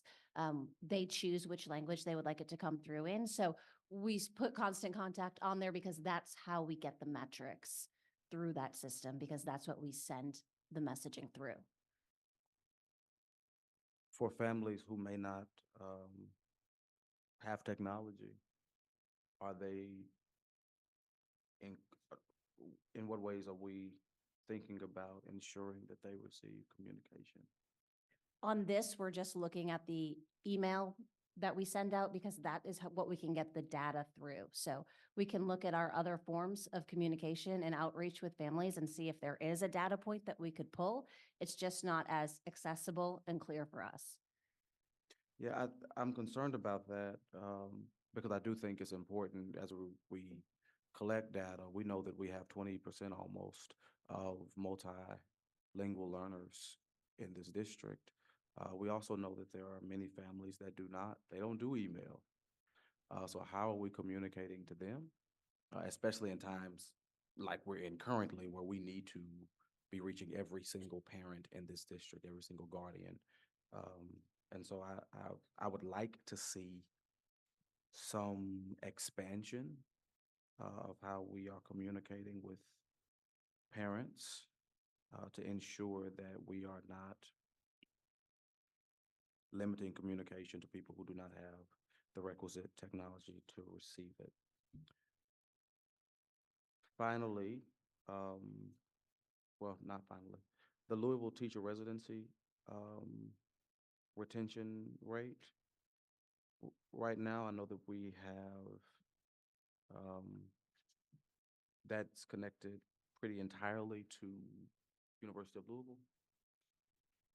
I believe we're adding Bellarmine as well, John. Is that correct? Yeah, we're First adding conference. Bellarmine as a second partner for the LTR. Is Simmons College of Kentucky on the horizon to be added to the Louisville teacher residency retention? Yeah, we'd love to, once we're able to get that certification from Simmons. Perfect. And finally, technological support. Can you explain that for me and how that process will be carried out? For our ML students and our ECE students. So again, excuse me, that's a new metric that we will be working through and designing and developing a tracking system for that. But we are implementing some new technology software with our ML families. All front office staff have been trained in that new technology. There's also several different types of technology that's available for our students with disabilities, assistive technology. So why that is in red is because that's a lot of different devices and software and platforms that we will be working closely with with our ECE department, with our ML department, with our IT department for setting up a way in which we can monitor and track that information. On the May board meeting agenda, you will see also the Lexmark translation assistant, which we're excited about as well. It's what Dr. Hanley presented, which will translate in real time for families if they bring in documents in a different language. So there are a lot of technical things that we're working on to make sure that we get messages to our families and vice versa. Okay. Thank you all so very much. No, sir. Is there a motion to approve student outcomes focused governance goals and guardrails to receive a report on interim metrics? Ms. Duncan, Dr. Kolb, all in favor? Ayes have it. Now I'll turn it over to Dr. Kolb for the Council of Great City Schools Board Self-Evaluation. Thank you, and thank you for moving this up on the agenda to follow right after this. I think it's going to be super helpful. All right, everybody, take a breath, center ourselves and get ready for this exciting self-evaluation. So Leslie Grant is with us from the Council for Great City Schools on the screen. And Carolyn, if you could put up that website, if you don't mind, that I shared with you earlier. So Leslie has been kind enough to try to train me to facilitate these self-evaluations, quarterly self-evaluations. So she's going to jump in when I mess stuff up, which I'm sure to do. And also I would encourage you guys, both virtual board member colleagues, virtual colleagues and colleagues that are here, please jump in with questions that either I or more likely Leslie might be able to answer. So we've done this in the past, but Leslie and I have had a lot of conversation around the self-evaluation and want to underscore the fact that, and the, Carolyn, could you page or scroll down, please, and open, oh, it may be open at the top, the progress tracker tab. I'm sorry, the Google Sheet tab at the very top. It's not on this site. It's already open in a tab. Oh, I'm sorry. You can't see what I'm seeing. Yeah, that's right. So the point of this is not to this sheet with the where we put the numbers is not just to put numbers in a box, you know, to kind of fill in the game board. But the point is to continually reorient ourselves to what we are trying to measure and why and how it relates to what the conversation that we just had around goals and guardrails. So we're going to be looking at two documents. This one that Carolyn put up there, and then this one, the colorful one with the 6 different domains on them, which I'm ecstatic to see people brought their paper copies with them. That's awesome. So to go through, and this is going to be true even later when we do get, when we are used to doing things and we have this under our belt, it's still going to be helpful to kind of talk about the game board itself, if you will, this matrix, and what it really means as opposed to just putting numbers in there. And as a reminder to all of us, we're doing this because we decided as a board that student outcomes aren't going to change until adult behaviors change, beginning with the top leadership of the district, which is all of us. So if you look at these domains, just each different sheet in your packet is a domain. And Carolyn, I'm going to ask you to try to pull that one up too, which is the first thing I was trying to go to. You have to go back to the Google site to get this one. They're divided into 6 different ones. The first one, as we know, is vision and goals. The board will, in collaboration with the superintendent, adopt goals that are student outcomes focused. So keep going down, Carolyn. Yeah, nope. Tracker, and no, It's the worksheet. Yeah, there you go. The worksheet. one above that. The one the- above that. There you go. Thank you, Yep. Leslie. So yes, so this is what we're looking at. So the points that we are trying to score will add up to 100, and this one is the largest piece of that at 100 points. Ultimately, when we get to the blue column, we'll be up to 35. And as you know, we're very close to making significant progress on this. We've done the vast majority of the work. We have done that community listening process. We have been through several iterations of the goals. And we're to the point now where we are adopting interim goals. We can't quite say that we've accomplished anything here concretely yet because we don't have all those firmly in place, but we are well on our way. So if you look at that first red column, we're still going to be here, but not for much longer. So we're answering yes to the question, the board has not adopted goals. So that means we kind of stop there and can't give ourselves any credit. But one of the other things we're doing is we want to set a goal for ourselves about where we want to be in the next quarter. That second bullet in the red column, the board has not consistently demonstrated the ability to distinguish between inputs, outputs, and outcomes. More on this in a second. We haven't had that opportunity yet, really, so we can't answer, so we have to answer yes to that. And then the board has not hosted opportunities to listen to the vision of the community during the previous 36-month period. This we have done, which is the biggest piece, so that's really exciting. So if you look at the yellow column, let's now think about where in the next quarter we think we can work to get to. So we think we'll be able to adopt these goals in the red column. Starting at the top, the board has adopted, so that's the goals. We expect, and if you disagree with anything I'm supposing here, please make it known because I could be off base. The board has adopted in collaboration with the superintendent goals. Yes, we should be able to do that. The board has adopted only SMART goals that include specific measure, population starting point, ending point, starting date, ending date. Yep, all of our goals are SMART goals. The board has adopted no fewer than 1, no more than 5. Yep, we're there.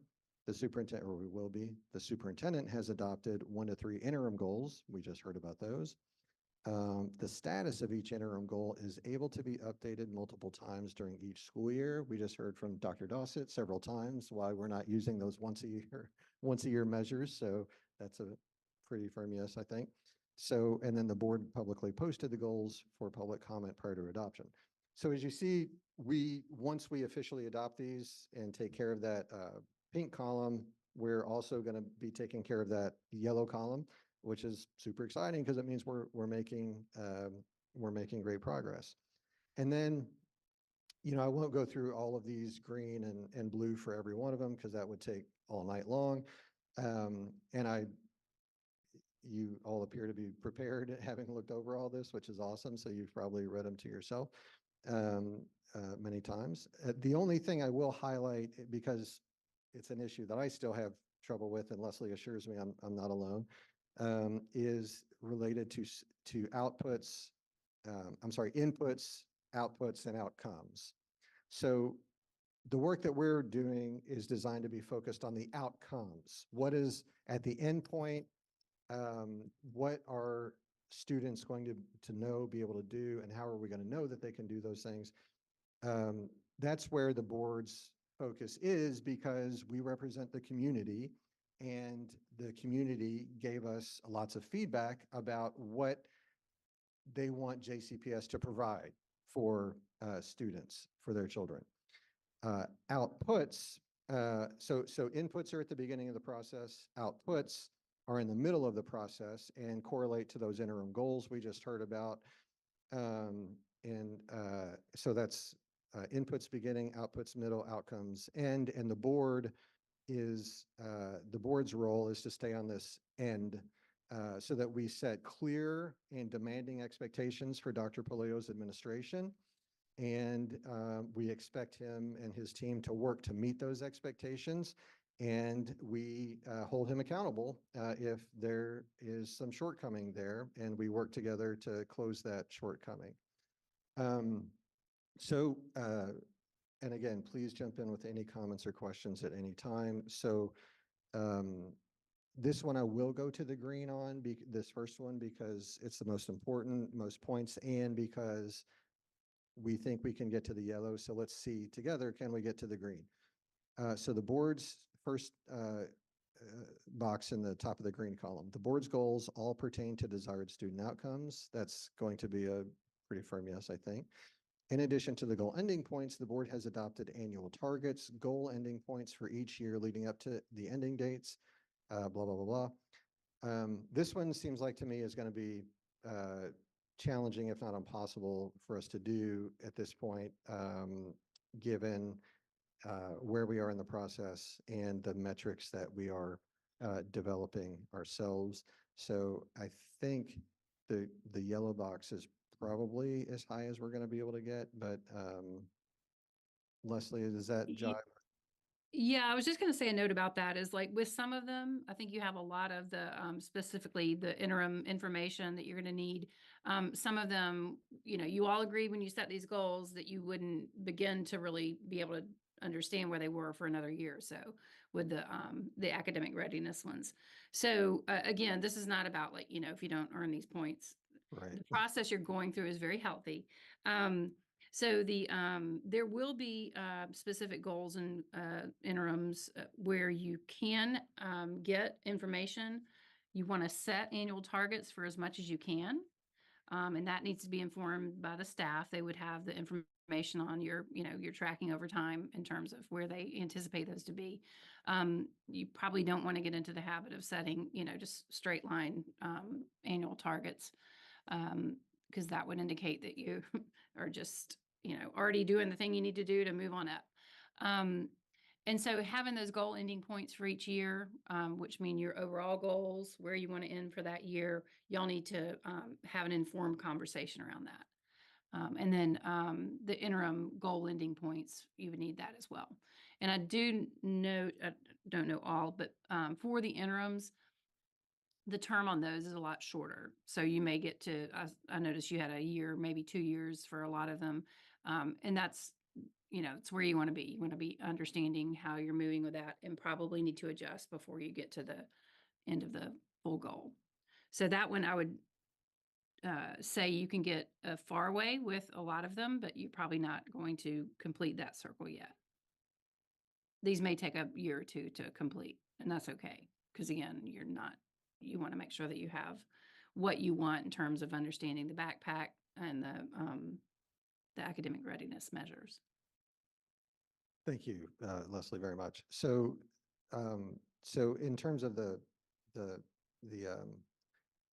self-evaluation tracker, that would mean, and Leslie, again, chime in if I'm wrong here, that on the vision and goals, we estimate that in April, June 2024, that Q5, that we will have 10, indicating that we will have accomplished the yellow, but not the green. Is that correct? I would say that's a safe guess there, safe bet. Okay, thank you. And you do have some of your goals are lasting for a longer period than 5 years. So the recommendation, and again, that had to do with developing the academic readiness measures and really trying to settle into that in a healthy way. So you have some of them are going out to 2030. So Gotcha. yeah, All right. but So again, healthy process. I'm going to flip to page 2 now, which is the second domain, which has to do with the guardrails or the community's values. So if you notice, the first two, the vision and values, account for, even though this one's ultimate total is 15 rather than 35, those first two account for fully half of the 100 points, if you will, indicating that the vision and values of the community are where, our focus should be. And then we'll see in a second that the next one that counts for 30 points is actually about the vision and values too, so it gets up to 80. So again, in the pink column, we have not officially adopted those yet, so we can't say that we've done that. But we are moving toward it. So, and we've done that bottom red column, of course. So the board in the yellow column, the board has adopted in collaboration with the superintendent guardrails based on, and I won't read that all to you, but I think we can estimate that we'll get that next quarter. The board has adopted no fewer than 1 and no more than 5. Yes, we're going to get that. The superintendent has adopted in collaboration with the board 1 to 3 interim guardrails for each guardrail, and each interim guardrail is SMART. So that will, require some checking up by the board, but yes, we can do that. The status of each interim guardrail is able to be updated multiple times. Yes. The board publicly posted the guardrails. Yes. We will certainly do that. So again, yellow column, we should be able to take care of that in the next quarter. Green column, top one, the superintendent has provided interim guardrail ending points for each year leading up to the end date. Again, I think this is where we start to run into some limitations of where we are in the process and probably hit a stopping point here. Leslie, is there anything you want to say similar to what you had to share on the first domain about this? No, and this one also contains a piece about a theory of action. We have not really gotten in and discussed that yet. But no, I think you're right. Again, this one involves setting those annual targets. So that's something that you would need to collaborate with the staff on. We can get to work on that. But the board sets the annual targets for the goals with information from the staff about what the trajectory and history has been. But that's where your muscle comes in terms of ensuring that, that you're not jumping out in front of where you want to be or trailing behind where you want to be, that you have enough, enough ramp to get up to speed with that. So, and I hate to go back, that you don't have to go back on this, Carolyn, but where we have evidence of the work that was done, and I just want to point out in the Mastering Student Outcomes focus for the goals setting, the number 1 piece that says that the board used a process that included students, parents, staff, and community members. So we did link back to the evidence from those community listening sessions that the board hosted. And then the board relied on a root cause analysis or comprehensive student needs. That information also as well is linked in this document. And all of this does reside on that website that y'all have that is the public can observe. So, Carolyn, sorry, could you go back to that Google site, the main site, and show people that? Just to reference what Leslie is pointing us to, yeah, there you go. So all the evidence that demonstrates that we are working toward or have accomplished this, if you scroll down to the bottom, is posted here. The community can go and look at it and see for themselves and follow along with us in this process. And I think we certainly encourage people to do that, and we will continue to update it as we move through the process. Okay, third domain, monitoring and accountability. So this is the second largest chunk of that 100 points that we are aiming for to eventually, because once we adopt these goals and guardrails, the board's job almost, I won't say exclusively, but the vast majority of the board's job becomes about monitoring how is the district doing, how is Dr. Polio's administration doing in making progress toward those goals and that the community has set for the district. So we're going to do that continually so that the community knows that we are checking up and making sure that things are on track and having a conversation if they're not. And we want to do it continually so that Dr. Polio knows what he can expect from the board.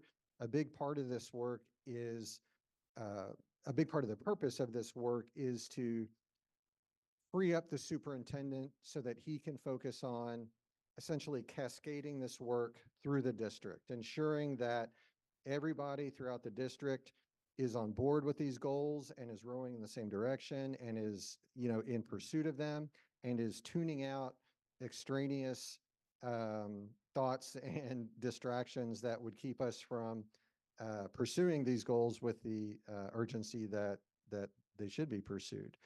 As we all know, the school systems are always under or seeming to succumb to under threat of succumbing to the tyranny of the urgent.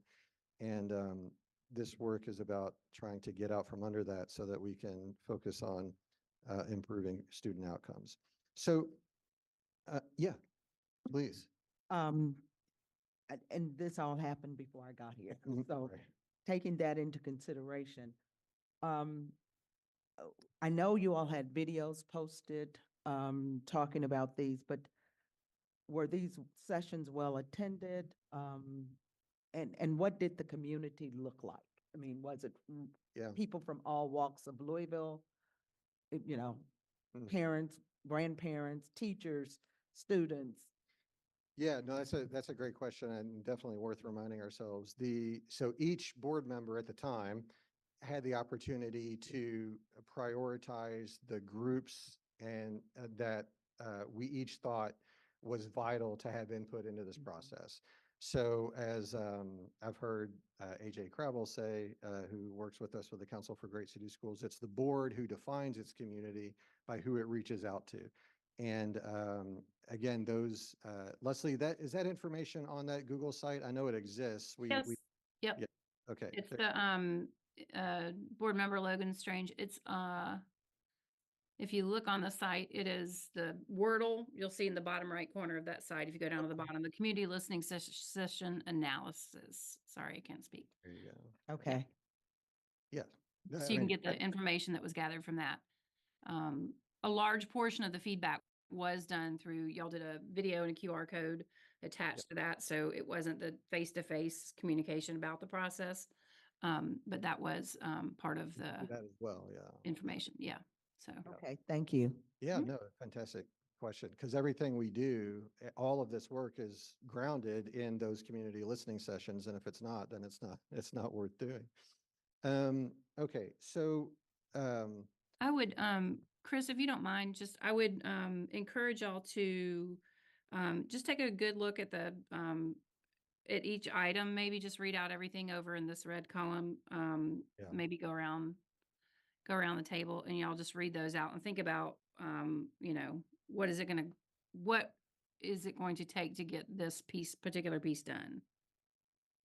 Sure. So I'll just start. So in the pink column, the board has not adopted goals.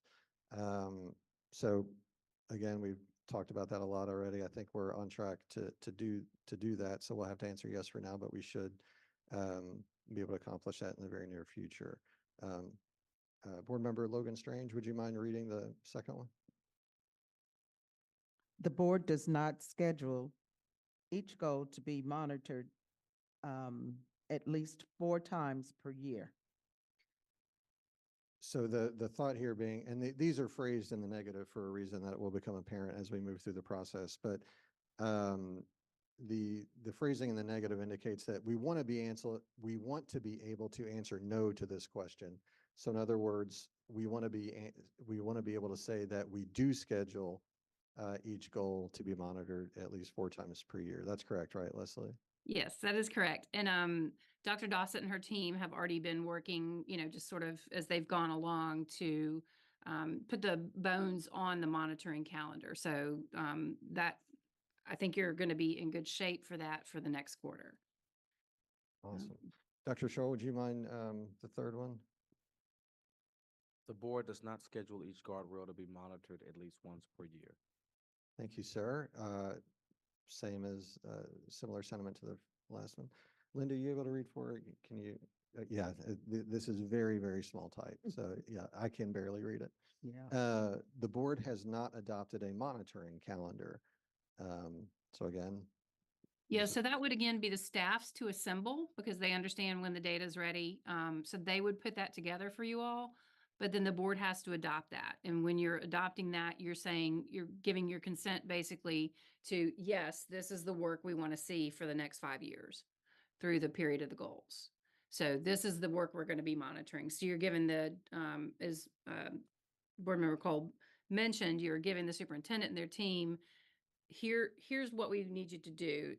You have time now to go focus on this. So it's everybody from all of you through the community can understand that monitoring calendar should be public.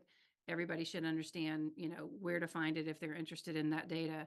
But that is what you're going to be doing, what you're going to be tracking from here on out. So just want to make sure that's, you No. understand what that is. Board Member Logan Strange, would you mind the next one? The fifth one down. Wow, this is difficult to see. Yeah, I can do it if you. The it's board really does small. not track its use of time in board authorized public meetings. Thank you very much. So yeah, we're going to get to the point where we're tracking exactly how we're spending our time and making sure that we're doing it in a way that aligns with best practices. Chair Scholl, would you mind reading the next one? The board has not consistently demonstrated the ability to distinguish between customer service issues and owner service issues.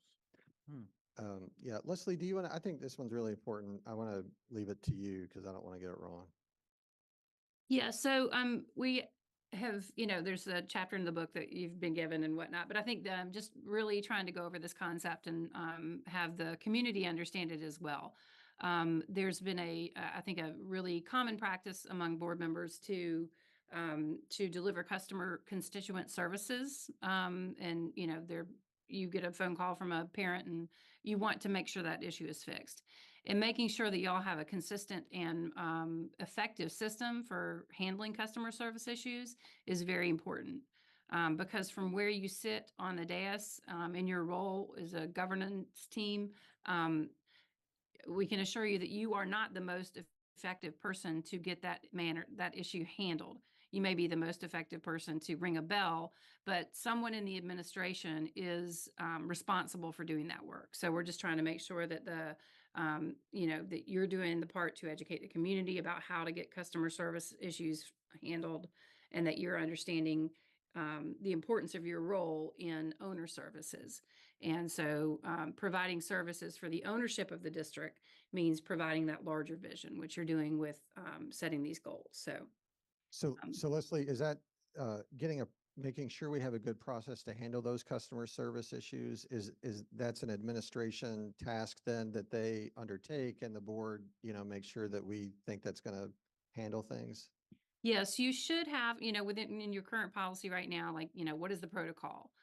You have an escalation from the classroom teacher to the, staff at the school, principal, that there's a clearly understood process that can be shared with anyone in the community about how to handle an issue with their, their child, whatever's happening. So making sure that that is understood and very clear, that each of you as board members understand your role and how to either intercept and redirect that, but not to get in the middle of it, not to get in between that issue being dealt with by the superintendent. Gotcha. And there are, layers of that if you want, wanted to go deeper in terms of report out and whatnot, but that's providing customer service, making sure that issues that occur from a standpoint of the users of the district, that is the superintendent's Great. bailiwick. Thank you. And then finally, the school system has not achieved any of its interim goals during the previous 12-month period. Again, not there yet, but that's what we're going to be working toward, making sure that we can answer no to that question so that we have achieved those interim goals. Moving to the fourth domain, communication and collaboration. These next three, well, I'm sorry, before I move on totally, as I indicated, the first three domains are worth 80 points in this process. So that's where the real meat of what we're focusing on is. And then these last three are about how do we communicate, this, is the board doing our job? And then how does the board communicate what that job is? And here's how we know we're doing it. Here's how we know the superintendent is doing his out to the public. Let's just do, if it's okay, what we did with the on the last one. Is that okay? Does that sound good? Does that sound good, Leslie? Read through the red ones. Yeah, as long as y'all can see it. Sorry, they're so tiny. Yeah, that's okay. Yeah, and please just say pass if I call on you to read and you don't want to. The board has not adopted goals. Again, we've been over this. I'm going to read another one because that one was too short.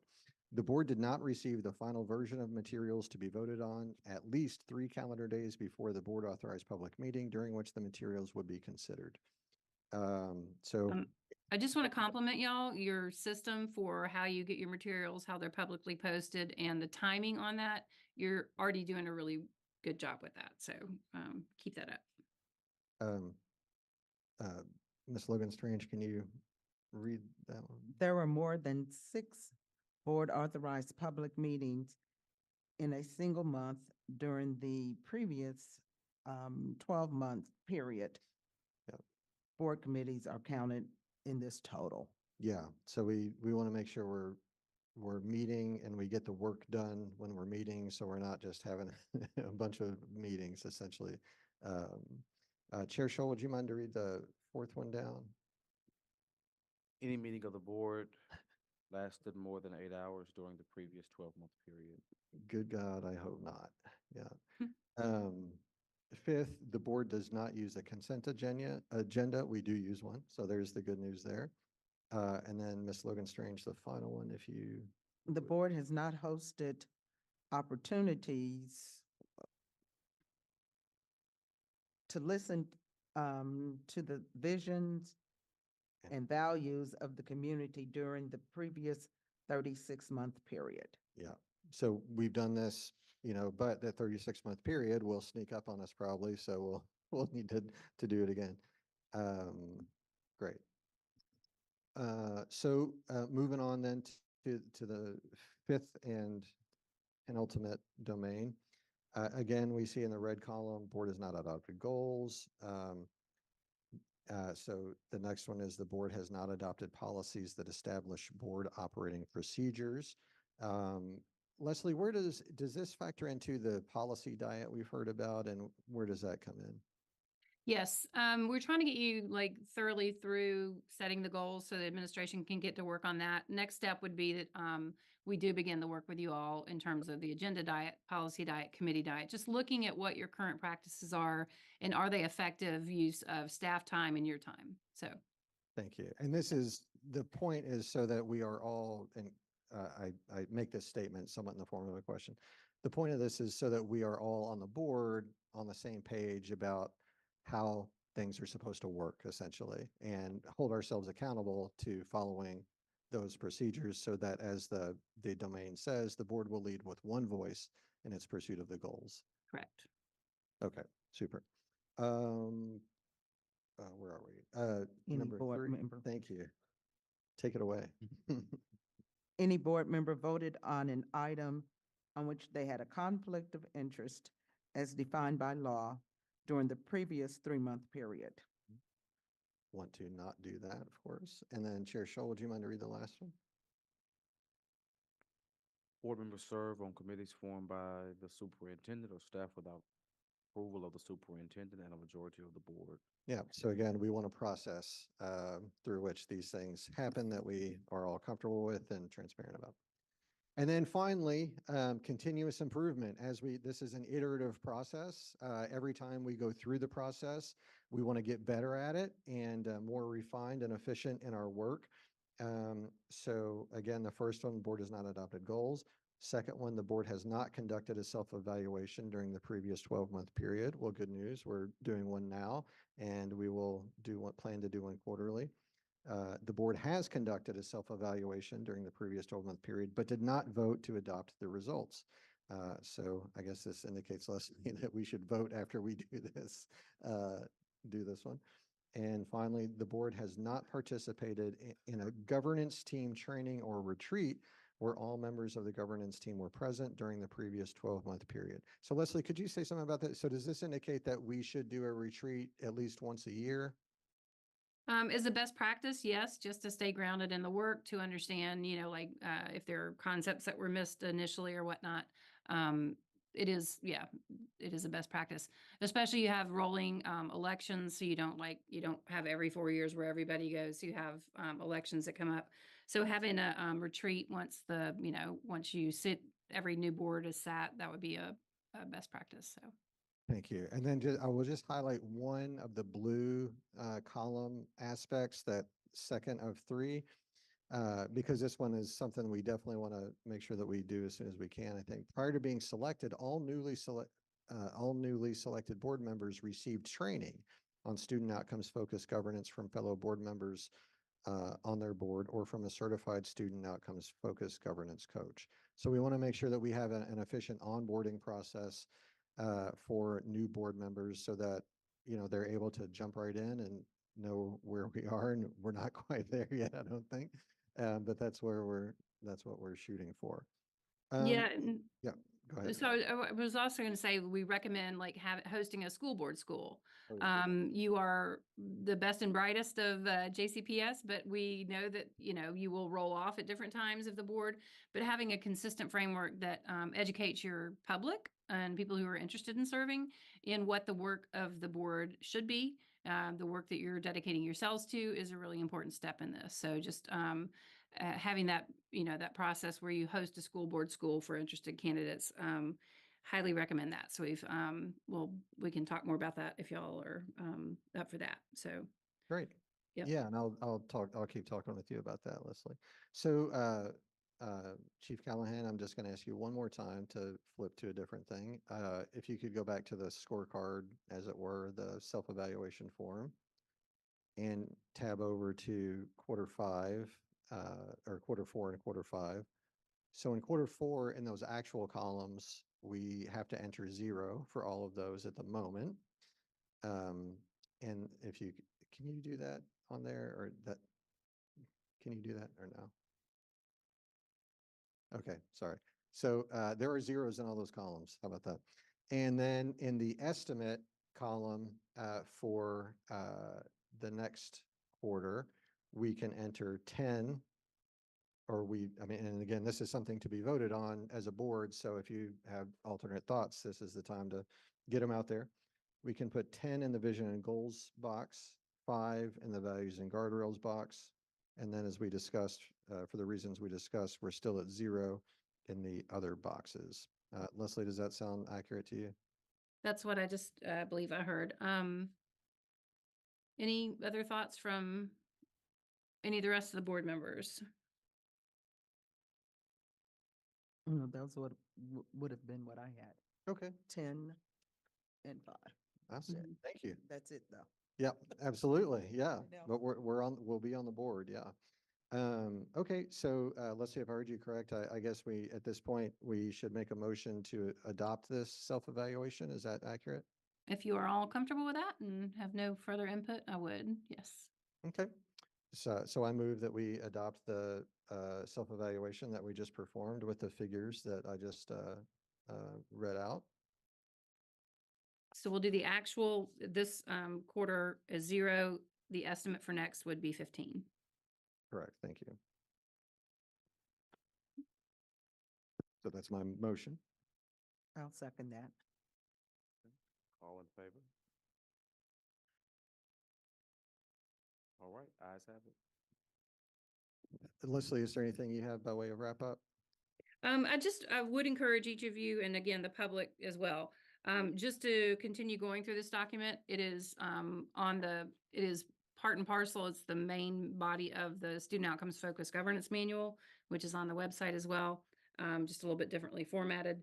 But always looking at the, the columns that you want to get to. So always looking at, like, what are we going to do to be that board that masters a focus on student outcomes? What are the things that we're currently not doing? What could we get to? Who's going to own that process?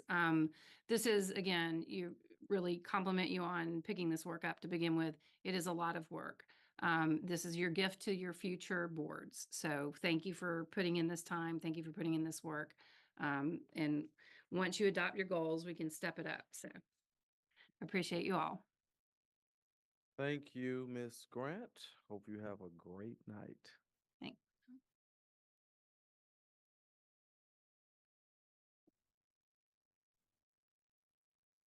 Is there a motion to approve the consent calendar? Dr. Kolb, seconded by Ms. Duncan. All in favor?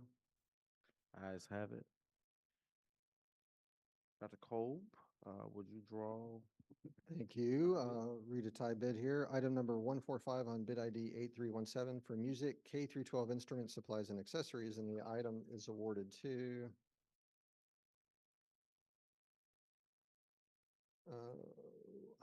Music and Arts Centers. Thank you, Dr. Kolb. Is there a motion to receive the planning calendar? Ms. Duncan, seconded by Dr. Kolb. All in favor? Ayes have it. Are there any committee reports? No committee reports. Are there any board reports? No board reports. There are persons requesting to address the board. Chief Callahan will play our video statement. In accordance with Board Policy 01.421, the board expects that persons who have signed up to address the board will limit their remarks to the subject that they listed at the time they signed up, that their presentation will not include any defamatory or abusive remarks about the subject, and that they will present their remarks in a manner that is consistent with the orderly conduct of the meeting. Also, in accordance with board policy, the board reserves the right to limit, extend, or terminate discussion on any subject. Discussion of personnel matters is not permitted, as state law requires that personnel matters are within the sole authority of the superintendent. The speaker may not initiate charges or complaints against an individual district employee by name or position in order to ensure confidentiality and fairness for the employee. Speakers before the entire board are not allowed to use props, displays, or any other objects during their remarks. Each speaker is allowed 3 minutes to address the board and may not share these minutes with any other speaker. At the end of 2.5 minutes, a bell will sound once. You will then have 30 seconds to finish your statement. At the end of 3 minutes, the bell will sound twice, indicating that your time is up. The superintendent will look into the speaker's issues and, if necessary, represent the board in following up or recommend action to the board. The full board policy concerning public participation in open meetings is available for viewing on our website and at our sign-in sheet. Thank you, Chief Callahan. Ben Johnson.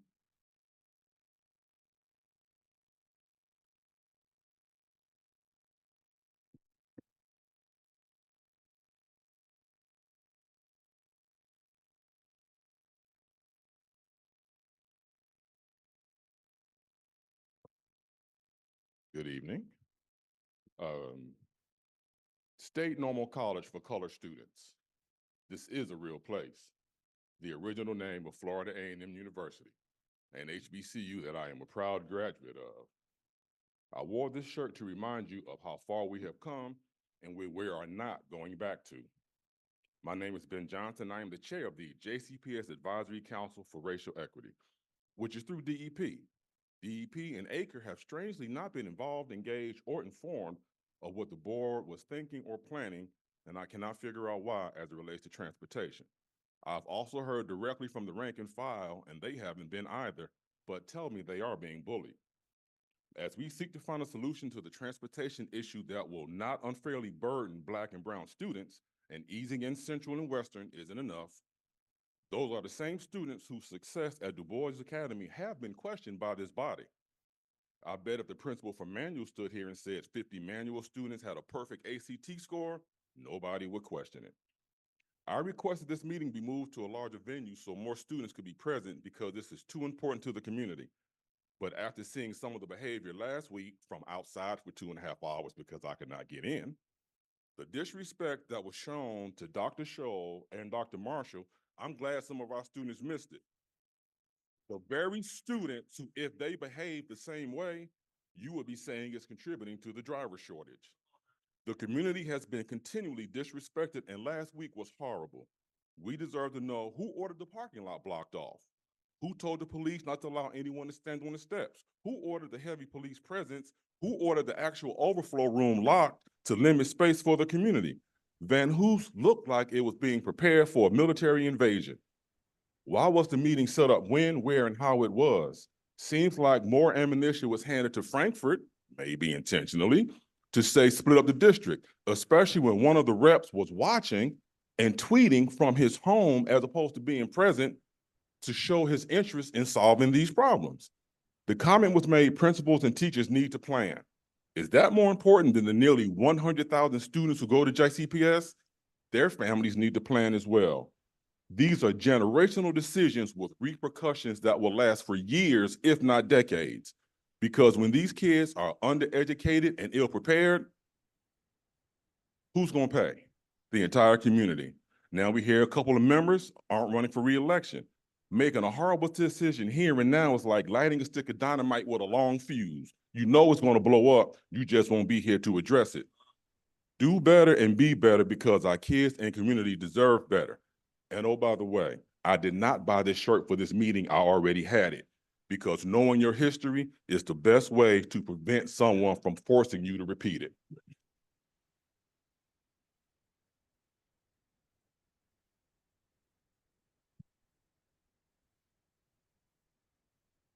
Kumar Rashad.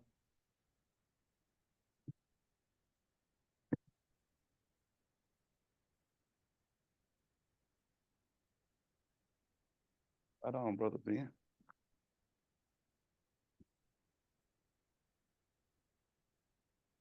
Good evening. My name is Kumar Rashad, and I have the pleasure and the distinguished honor of being your 2024 Kentucky High School Teacher of the Year. Allow me that self-recognition because how we disrespect Black people in this district, especially employees and students, is that the fact that I was named Teacher of the Year back in September 13th, but I've yet to be recognized by this board. But I see recognitions coming from everywhere else in this district, but not over here. But you know what? This ain't about me. This is about my student Carlos, who told me to tell you that you could have his phone number and how's he going to get to school. He made one mistake that landed him in Breckenridge Metropolitan High School, which is a school that's built for students who've been victimized by the criminal justice system. So now when he gets out, not only has many of his hopes and dreams been taken away, but now one of y'all got to take him to school. I've said, I got a whole speech up here, but skip that. The thing is, I've heard so much about collaboration. We need to collaborate. And then yesterday I go to the Metro Council meeting. That's the first time we done collaborated with Metro Council and really did a collaboration with Tarkins here recently.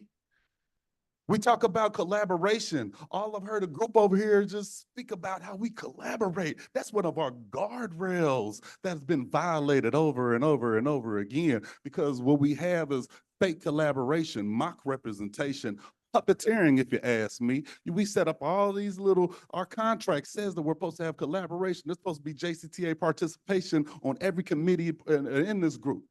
And what we do is we create groups that we create committees and we put people on these committees, and but the administration comes into these committees even when there's JCTA representation with the end in mind, and doesn't stop until that end becomes the result. As I was a part of the district collaboration team on high school mathematics, I specifically told them that the curriculum that they're using right now is racist, and that there was a better curriculum that could be used, but because I am the only Black man on that committee, that's as far as my voice and my vote went. Because the first day of that committee, that group, same group, the first day, They had a list of 5 different curriculums and one curriculum they already had picked out. That's embarrassing. That we, you know, we're supposed to be making changes to transportation. We oppose, you know, as Jason, and this is just as Kumar Rashad, but as JCTA, we oppose all these changes of opposed to collaboration. We oppose all of this doing things in isolation. You can't do things in isolation because this is not a kingdom. Even though Louisville was named after King Louis the 16th, you know what happens.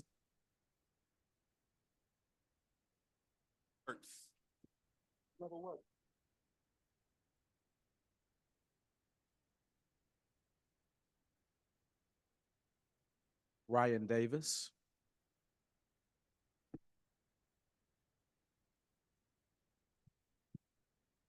Good evening. I'm Vice President-elect for JCTA, Kumar Rashad, and High School Teacher of the Year, Kumar Rashad. In presenting an official statement from the Jefferson County Teachers Association, and in this, I hope you hear the passion that Mr. Rashad represented reflected in all of our leadership when we delivered this statement to you. Last week, the JCTA Board of Education voted to rescind transportation to many students attending magnet and traditional schools, a change that will particularly impact our students of color. JCPS transportation staff indicated to the school board that these changes were necessary because, like districts across the state and across the nation, the number of bus drivers has dramatically decreased, leaving the district without about half the number of drivers it once had, which district officials indicate makes it impossible to continue providing transportation in most magnet schools. The Jefferson County Teachers Association believes a decision of this magnitude must be made at a regularly scheduled board meeting when community stakeholders are permitted to address the school board. Consequently, the association also believes it was inappropriate for the school board to have made this decision at its last special call meeting, and JCTA calls upon the school board to make this right with the community.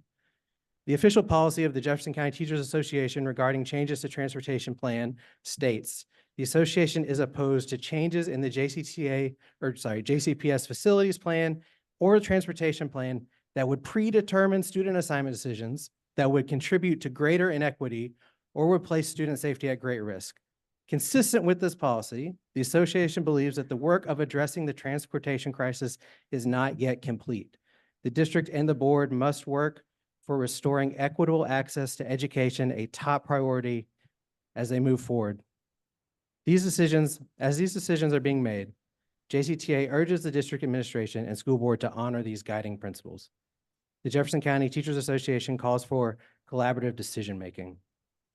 This is a value outlined in JCTA's aspirational A Better Way Forward document that lists our vision and values for JCPS. Collaborative decision-making centers the voices of stakeholders most affected by the decision and necessitates a variety of diverse perspectives be present to problem defined and solution find. It is this type of inclusive decision-making that was largely absent from the initial drafting of the transportation plan that was launched in August 2023. And this type of collaborative decision-making that was largely absent from the decision to eliminate transportation to many JCPS students. JCTA will continue to advocate for our value, as we hope the board will, as it is an enumerated guardrail that we just discussed this evening. The rest of our statement will be finished by our president-elect, Maddie Shepard.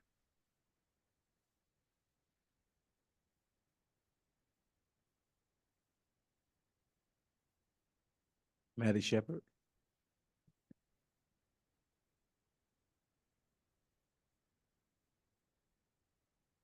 Maddie Shepard, Jefferson County Teachers Association President-elect. Ryan Davis started off the statement talking about our opposition, but we'd rather spend more of our time this evening talking about what we're for. So I'll continue our statement. The Jefferson County Teachers Association calls for fully funding and equitably resourcing school districts. The Kentucky legislature from 2004 to 2024 has not fully delivered on its statutory requirement to fully fund transportation for all Kentucky school districts. This failure to adequately resource school districts, including JCPS, has forced school districts all over the Commonwealth to spend their own money to make up for the funding missing from the state. While the JCTA is thankful for the 2024 budget that's been approved recently that fully funds transportation, we've only just begun to solve the problems that 20 years of underfunding has created.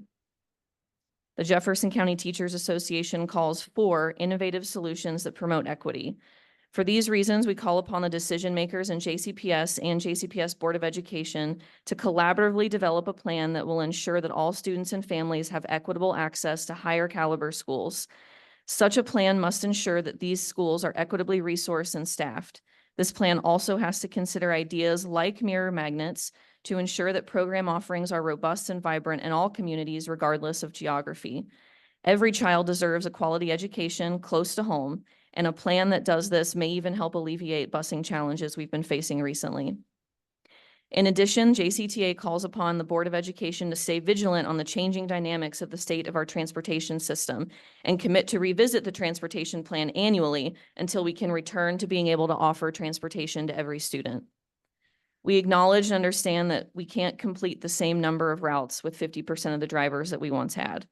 However, we do believe that collaborative problem defining and solution finding methods that include stakeholders such as, but not limited to, bus drivers, teachers, principals, parents, students, and community members and organizations would help us better address and understand our current challenges and build trust with the community.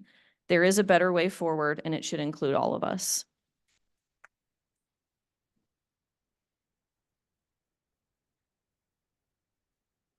Jonathan Ward.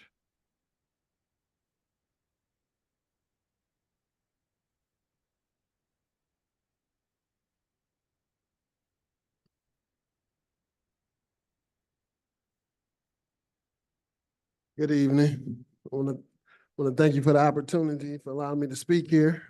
Hello, my name is Jonathan Ward, and I am a custodian at Shawnee High School, and I love my job. As an employee of JCPS Housekeeping Department, my coworkers and I are the reason that our children have a clean and safe learning environment every day. Since 2020, custodians and plant operators have received a $3.50 differential on top of our hourly pay. The $3.50 have been a life-changing for many workers, including myself and my family. Workers have been able to buy cars to secure reliable transportation to and from work each day. Workers have been able to move into more stable housing. Workers have also been able to ensure that they can afford the basic necessities like rent, bills, and groceries for their family.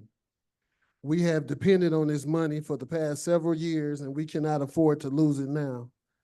Unfortunately, we have been informed that this federal money has run out and that we will no longer receive the $3.50 after the end of the school year.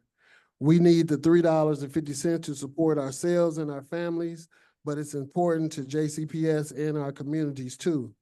We do valuable work to keep our schools clean, and a fair wage would ensure that JCPS can properly staff our positions and properly clean our schools for our children of Louisville. Now that the session in Frankfurt is over, it is in the hands of the school boards to determine how to administer the money allocated to JCPS. School board members, we are counting on you. We appreciate the work that you do to keep our schools running, and we love JCPS. We appreciate our teachers, our bus drivers, our nutrition service workers, and we know that as custodians and plant operators, we are valuable to our school system too.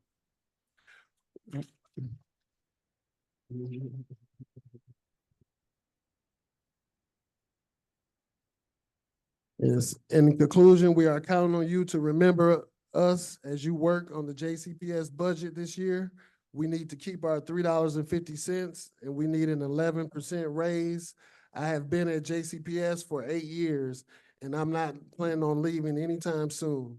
My coworkers and I have put a lot into these jobs for years, and we need you to stand with us as we work to make these jobs even better. Protect us, respect us, pay us. Thank you.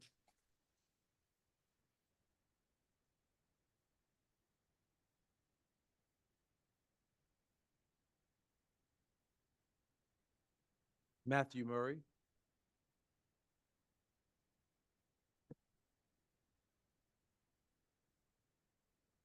Good evening. My name is Matthew Murray, and I own a staffing agency in the area, and I want to talk about staffing a little bit. I echo the gentleman's sentiments over there. One of the fears I have is if you look at the salary wages, there's possibility of a takeaway on the bus driver, in particular, those salaries, which is very, very nerve-wracking. But I am not here to criticize any particular individual. The process is what I'm concerned about.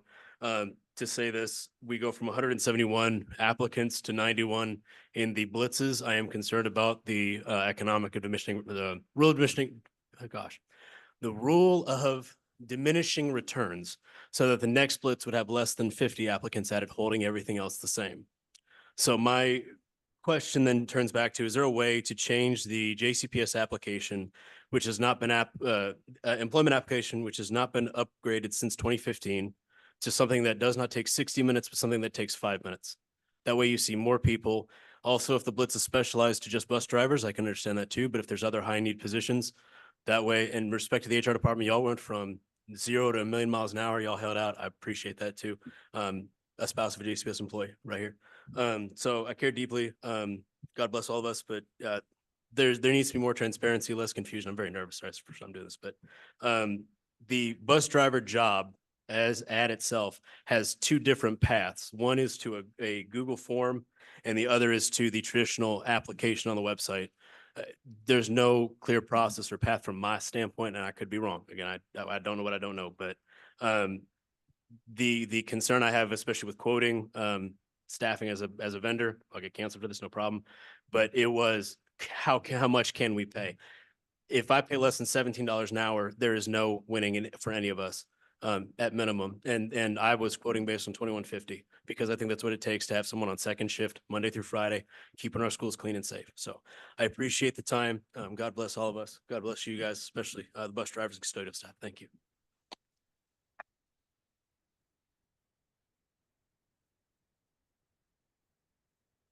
Nicole Williams.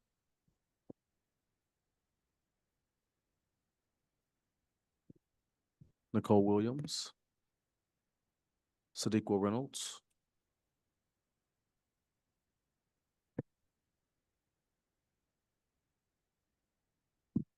Got my notes. Thank you all so much for allowing us to speak tonight. We've not been told, and I'm not sure you know what the impact on the reside schools will be. We have many schools across all grade levels with student enrollments far above their projected capacity. So my concern is whether that has been thought through and if this board has a plan for it. Do you know if you'll have the ability to sustain magnets if the change in transportation leads to under-enrollment in some of those magnets? Is the district prepared to make adjustments at current magnet schools to add a resides boundary to address enrollment concerns? Have working families been informed of plans to change start time so that they could get ready for next year?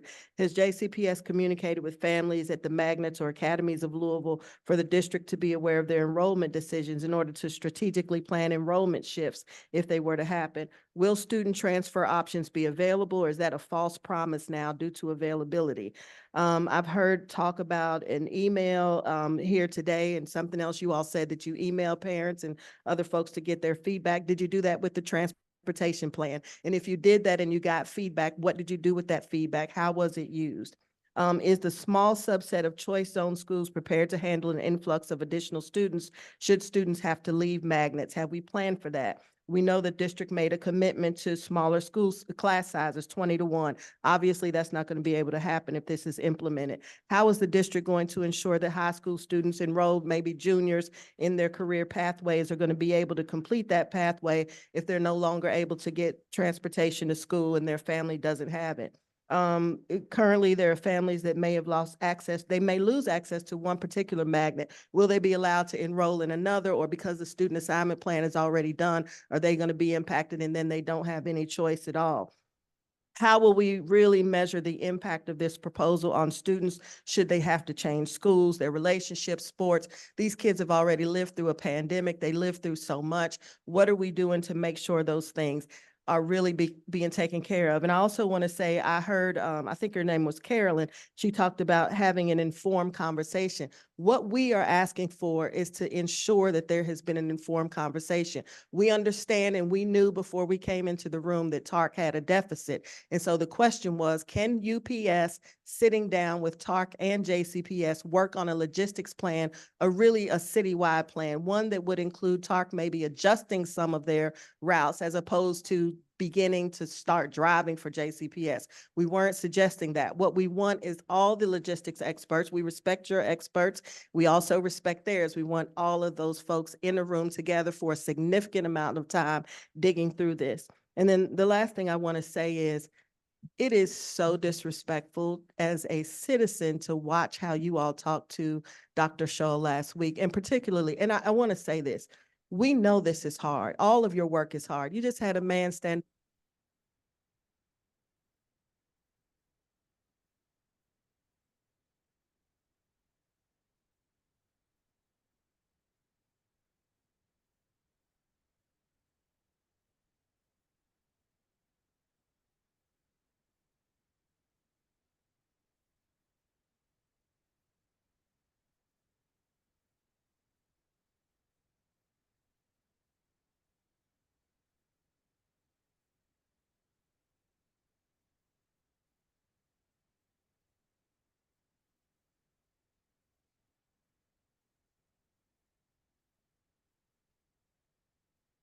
Dr. F. Bruce Williams. Good evening. Thank you for the opportunity to speak. I'm told that in the Oriental language, there are two characters that make up for the word crisis. If you take the character trouble and put it with the character opportunity, it makes the word crisis, which suggests that in every crisis, there is both trouble and opportunity, and how you manage the crisis will determine whether you focus on the trouble or the opportunity. I think in the midst of this crisis, we have an opportunity. We have an opportunity again to provide transportation for all of our students so that they could take advantage of the opportunities that come from choice. And I think there's several things that should happen. First, I think that this board should rescind the vote it made just recently so that it could open up that opportunity again so that we can have the possibility of our children making sure that they have transportation. All of our children have transportation. Number two, we think that you should commit to a partnership with TARC and places and institutions like UPS. TARC can help with drivers, UPS to help with logistics, to add to the expertise that you already have. Three, I think it's important that you take the audit seriously. I was here for the audit. It was painful to hear, but pain sometimes leads to productivity.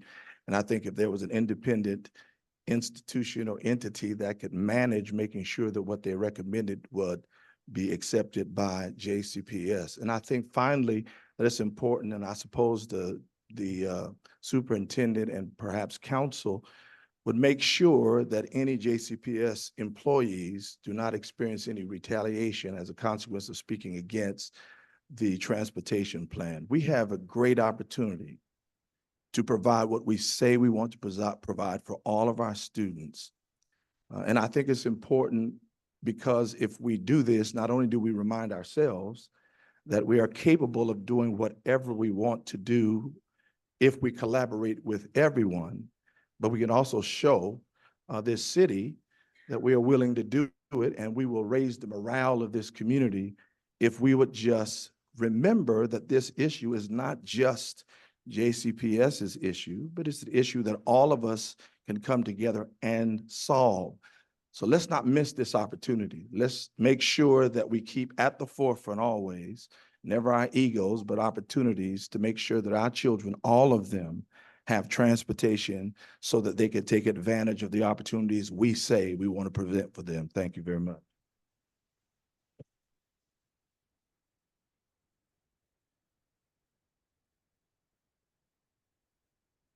Thank you. Is there a motion to adjourn? Ms. Duncan, Dr. Cole, all in favor? Ayes have it. Good night, everyone.